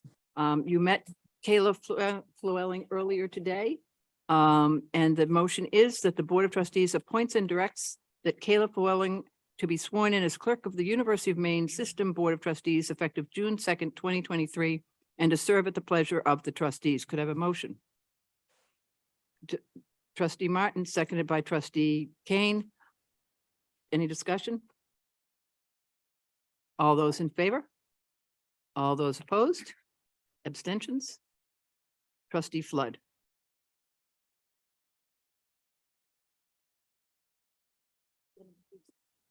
Trustee Flood, you're on mute. Are you? Yes, we need- Okay, thank you. sorry about that. Congratulations.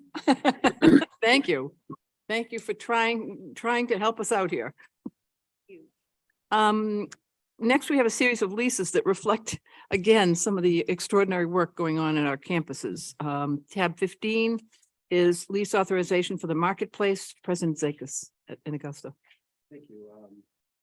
What you have before you is an opportunity for improved space to address workforce needs, to help us expand the number of nurses in the state and create more training opportunities for our cybersecurity program. Our current space is functional, but not helping us showcase our programs. And this space for your consideration has really great visibility. We discussed this with our partners at Maine General, and they agreed that the space was an opportunity and stepped up to provide financial assistance to help make this a reality. We have Buster Neal here, our CBO, if there are any questions. Thank you. Great, thank you. Let me read the resolution, and if there are questions, the resolution that the Board of Trustees accepts the recommendation of the FFT Committee and authorizes the University of Maine System acting through the University of Maine at Augusta to enter into a lease agreement for 20,130 square feet and adjacent parking space at the marketplace in Augusta for 20 years at a total estimated cost of $8.5 million plus expenses to be funded from increased tuition revenue, training revenue, gifts, and E&G funds first year only, with all the terms and conditions subject to review and approval of the University of Maine System Treasurer and General Counsel. Can I have a motion? Moved by trustee Kate, seconded by trustee Kane. Questions, comments? Nice job, Joe. All those in favor? All those opposed? Abstentions? Trustee Flood? Yes, Great, thank you. The next is the Old Town Mill lease renewal, and that's President Farini Mundy. Thank you. So we have before you a request for authorization to go into negotiation and enter into leases with ND Paper at the Old Town Mill in Old Town, Maine, with a continuation of a lease that we've had for a number of years now. This facility is used by our Forest Bioproducts Research Institute and has been an important facility for us. We have invested more than $10 million in improvements already in our time with this facility in the ND space. There are $5 million in grants in hand, and we can point to about 29 million in grants that have come in over the years with this facility. So we request your permission to continue our lease arrangement with them. Jake Ward and Kelly Sparks are here if there are further questions. Great, thank you. That the Board of Trustees accepts the recommendation of the FFT Committee and authorizes the University of Maine System acting through the University of Maine to negotiate and enter into leases with ND Paper Incorporated at the Old Town Mill on Route 2, Old Town, Penobscot County, Maine, with all final terms and conditions subject to review and approval by the University of Maine System Treasurer and General Counsel. Can I have a motion? Trustee Michaud, seconded by trustee Ames. Questions, comments, concerns? Seeing none, all those in favor? All those opposed? Abstention? And trustee Flood? yes, Thank you. Next, we have the lease authorization for the Gulf of Maine Research Institute. President Farini Mundy. Thank you. This is a request to the board for the opportunity to negotiate and enter into a lease with GMRI, the Gulf of Maine Research Institute. This is a part of a partnership that we have in place with GMRI that has been in place for a number of years. That enables us to have two University of Maine faculty members who are posted at GMRI in their offices, able to use their labs and facilities with proximity to the marine science and climate science areas that are of high priority to our university. And we request this lease in order to continue our arrangement with the location of those faculty there in Portland. Great. That the Board of Trustees accepts the recommendation of the FFT Committee and authorizes the University of Maine system acting through the University of Maine to negotiate and enter into a lease with GMRI for office and lab space totaling 2,940 square feet. All final terms and conditions of the lease are to be approved by the University of Maine System Treasurer and General Counsel. Motion, Trustee Martin, seconded by Trustee Kane. Any comments or questions? Seeing none. All those in favor? All those opposed? Abstentions? Trustee Flood. Yes. Thank you. Great. Let's move now to a very significant discussion of the Custom House and some opportunities there. And let me turn to the Chancellor to kick that off. I will kick it off. This is a project that has been in the works for better part of 18 months. As you know, we were able to enter into a lease purchase agreement for what now houses the law school and the MBA program. Shortly thereafter, began discussions or during the construction phase of that, began some discussions with the owner or the person who controls the interest in the Custom House portion of the building. These are buildings that are in fact connected, were treated as condominiums previously, and we were able to looking into the future and the needs of our university system in the Portland marketplace, including the potential of adding graduate engineering programs. It became apparent that if we were going to build this space, it would be substantially greater in cost. We're talking about combined of the law school MBA and the Custom House property being over 100,000 square feet. That a build out, if we were not to exercise the option on the law school MBA program and not to enter into a lease purchase with respect to the Custom House property, that it would cost us in excess of $100 million to build a comparable space in the Portland market. And so as a result, we've had long-term discussions. I've gone through a long process, which I think Ryan will touch upon with respect to doing our due diligence and understanding the needs of the building and the effective age of the building. One added bonus I might also point out is that our ownership of the law school and the MBA program did not include the square footage that it's built on. So in essence, we owned a long-term interest in a building, but not a long-term interest in fee. And now we will have a complete control should we exercise our option to purchase at the end of the periods of time. So this is a very important moment for us. It's not every day that you get to spend someone else's money to save another $60 million in money that we would have had to come up with. And so I am particularly proud to be presenting this option to the full board. I'll turn it back to Ryan. Thank you, Chancellor. Specifically, we're requesting authorization to enter into a 3-year lease agreement for 7 Custom House in Portland.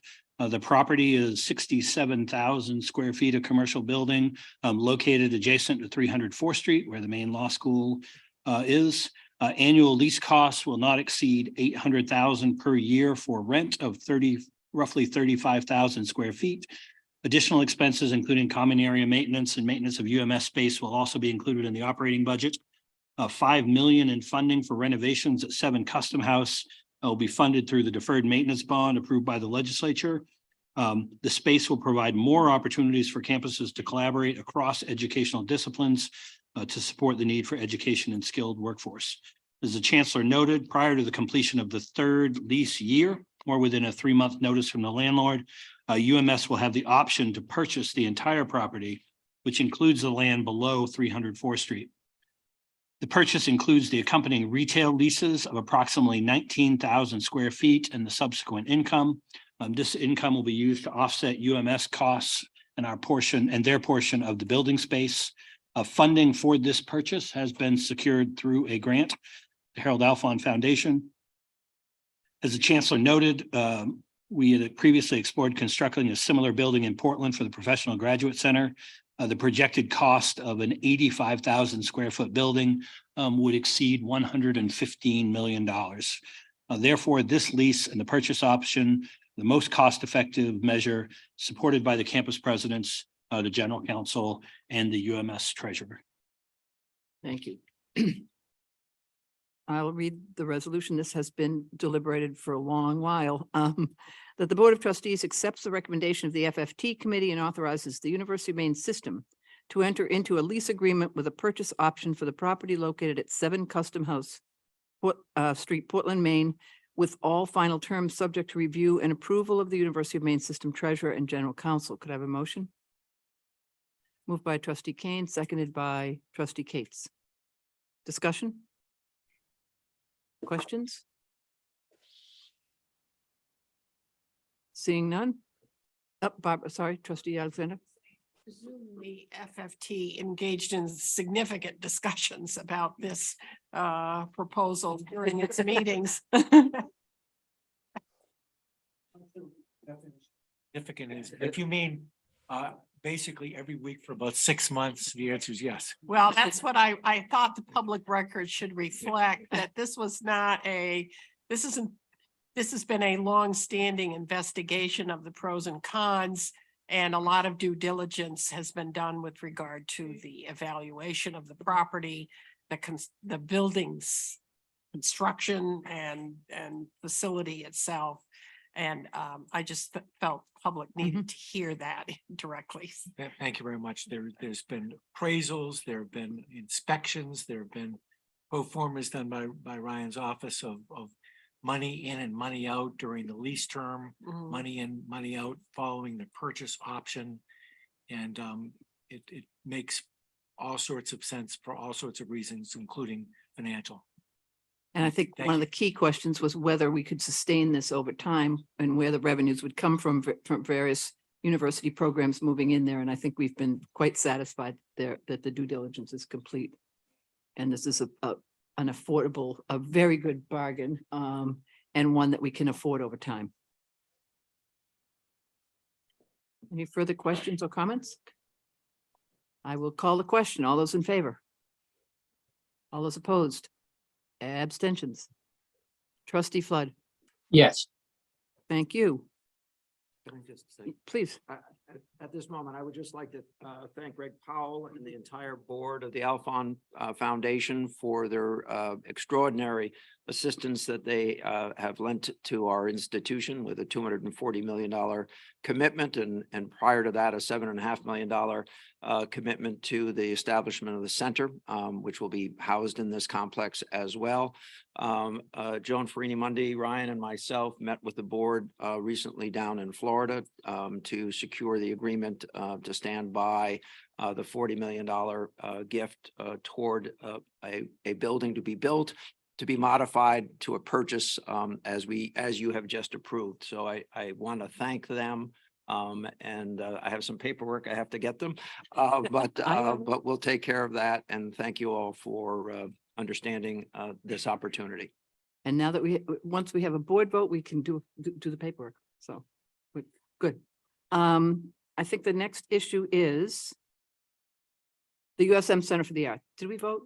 We didn't vote, did we? I just realized. So that's fairly important.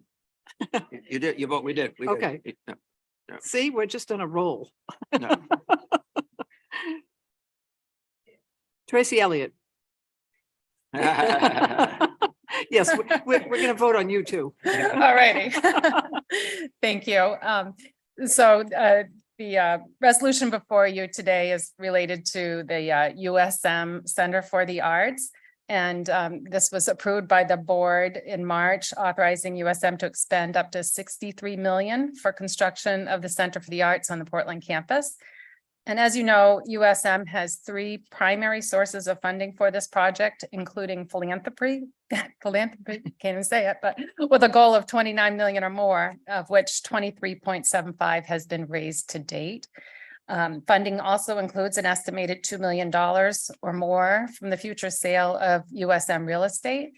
And funding also includes university revenue bonding of up to $32 million, of which the state of Maine is funding $9 million in debt service, and USM will be responsible for the remainder. The financing project and reimbursement resolution meets requirements of state statute and treasury regulations, and allows the university to issue debt, including tax exempt debt, and to issue a system internal loan while awaiting bond funding. An internal loan enables the university to be economical by accommodating both the construction timeline and the somewhat lengthy process that goes into doing revenue bonding. And finally, the reimbursement resolution before you allows the university to apply future financing proceeds against project costs that have been incurred up to 60 days prior to today's approval. With that, I'd take any questions you may have. Any questions on the performing arts? Next step, trustee Eames. Thank you. Can you remind me what you're selling, the real estate that you're selling? It's houses on Chamberlain Street in Portland. Thank you. Anyone else? Seeing none. Thank you, Tracy. The resolution reads that the Board of Trustees accepts the recommendation of the FFT committee and approves the financing and project authorization resolution related to the issuance of indebtedness not to exceed 32 million for the purpose of financing the University of Southern Maine Center for the Arts on the Portland campus, including design and construction of an approximate 40,000 square feet facility, including an anticipated 200-seat performance hall and fine arts gallery space. Further, that the Board of Trustees approves the reimbursement of project expenditures. Finally, that the Board of Trustees approves issuance of a University of Maine system internal loan to the University of Southern Maine as determined by the treasurer for the purpose of funding project costs that will be reimbursed with debt issuance proceeds. Could I have a motion? Trustee Kane, trustee Cates, any comments, any questions for Tracy? Seeing none, all those in favor? All those opposed? Abstentions? Trustee Flood. Yes. Great. Thank you. Thank you. Okay, we're moving on to confirmation of student representative to the Board of Trustees. President Edmondson had to leave. I don't believe Ava's here. Is Ava? Not here, but I get to read. Oh, okay. I'm sorry. You're on. Me too, actually. Ava Ellis is a Mid-Coast resident and graduate student in the MSW program. She is also a Shaw Innovation Fellow. Her project is focused on using drawing, movement, and somatic workshops as a way into discussing economic empowerment. She uses art as a scaffold to envision future-oriented economic goals, highlight resources, and foster resilience. Her project is rooted in a practice as research ethos, queer feminist aesthetics, and belief in mutual aid. Ava's work is informed by experiential outdoor education and cultural exchange. Prior to being a student at USM, she studied cultural anthropology and printmaking at Washington University in St. Louis and pursued ethnographic dance research in Liverpool. She also has an MA in writing, poetry, from the University of East Anglia in England. Ava is appointed for a 2-year term beginning June 2023 and ending in June 2025. Great, thank you. Thank you, President Edmondson. So that's Ava Ellis, that the Board of Trustees approves the appointment of the student representative to the Board of Trustees as presented. Moved by trustee Martin, seconded by trustee Alexander. All those in favor? All those opposed? Abstentions? Trustee Flood. Yes. See how trained I am? I haven't forgotten him once. I got it. The next is the approval of the collective bargaining agreement with Axum. Do you want to give a summary? Yep. So there are 6 unions that we will participate in bargaining with, and it occurred over the last few years that bargaining for all of the units was happening at the same time. So we have worked with them to stagger bargaining. 3 of the units have agreed to extend for a year. They are AFM, which is our full-time faculty union, UMSA, which is the professional staff union, and then Axum, the hourly staff union. And we previously had brought before you the agreement to extend bargaining for a year for AFM, and today we have UMSA and Axum. It's a good thing we don't have any acronyms in this business. The text of are there any questions for Carolyn? The text that the Board of Trustees authorizes the Chancellor to execute the collective bargaining agreement with the associated COLT staff of the Universities of Maine upon notice that the agreement has been ratified. Could I have a motion? Moved by Trustee Kane, seconded by Trustee Michaud. All those in favor? All those opposed? Abstentions? Trustee Flood. Yes. Great. And we move next to UMSA. That the Board of Trustees authorizes the Chancellor to execute the collective bargaining agreement with the Universities of Maine Professional Staff Association upon notice that the agreement has been ratified. Could I have a motion? Trustee Michaud, Trustee Martin. Comments, questions? All those in favor? All those opposed? Abstentions? Trustee Flood. Yes. Great. Okay, and now we move to the consent agenda, Vice Chair Eames. Thank you. And I move for the Board of Trustees to approve the consent agenda, including acceptance of the minutes as outlined in the meeting materials and the items as forwarded from the April 26, 2023 Finance, Facilities and Technology Committee. The consent agenda items are at tabs 21 through 23 in the meeting materials. Can I have a second? Second by Trustee Kane. All those in favor? Any opposed? Any abstentions? Thank you. And Trustee Flood. Yes. Thank you. We would just like to point out that we've done this in honor of Ellen's last meeting. It's the first time in history she didn't have to remind us to get the affirmative from somebody on technology. We practiced. So I guess you can leave now. You've trained us properly. And with that, could it be? With that, we have concluded our meeting. The next meeting is a virtual one on July 10th. And I do not believe we need an executive session unless anybody feels compelled to keep meeting. You haven't done enough today? I think we have. I think we have. I think this has been an extraordinary meeting. Obviously, we have issues ahead of us, but we should just take a deep breath and celebrate all the wonderful things that we heard about from our universities, our new strategic plan, our budget, everything's great. So go forth and have a wonderful beginning of the summer, and we'll reconvene in July by Zoom. And thank you again, Ellen Dowdy, for years of fabulous service.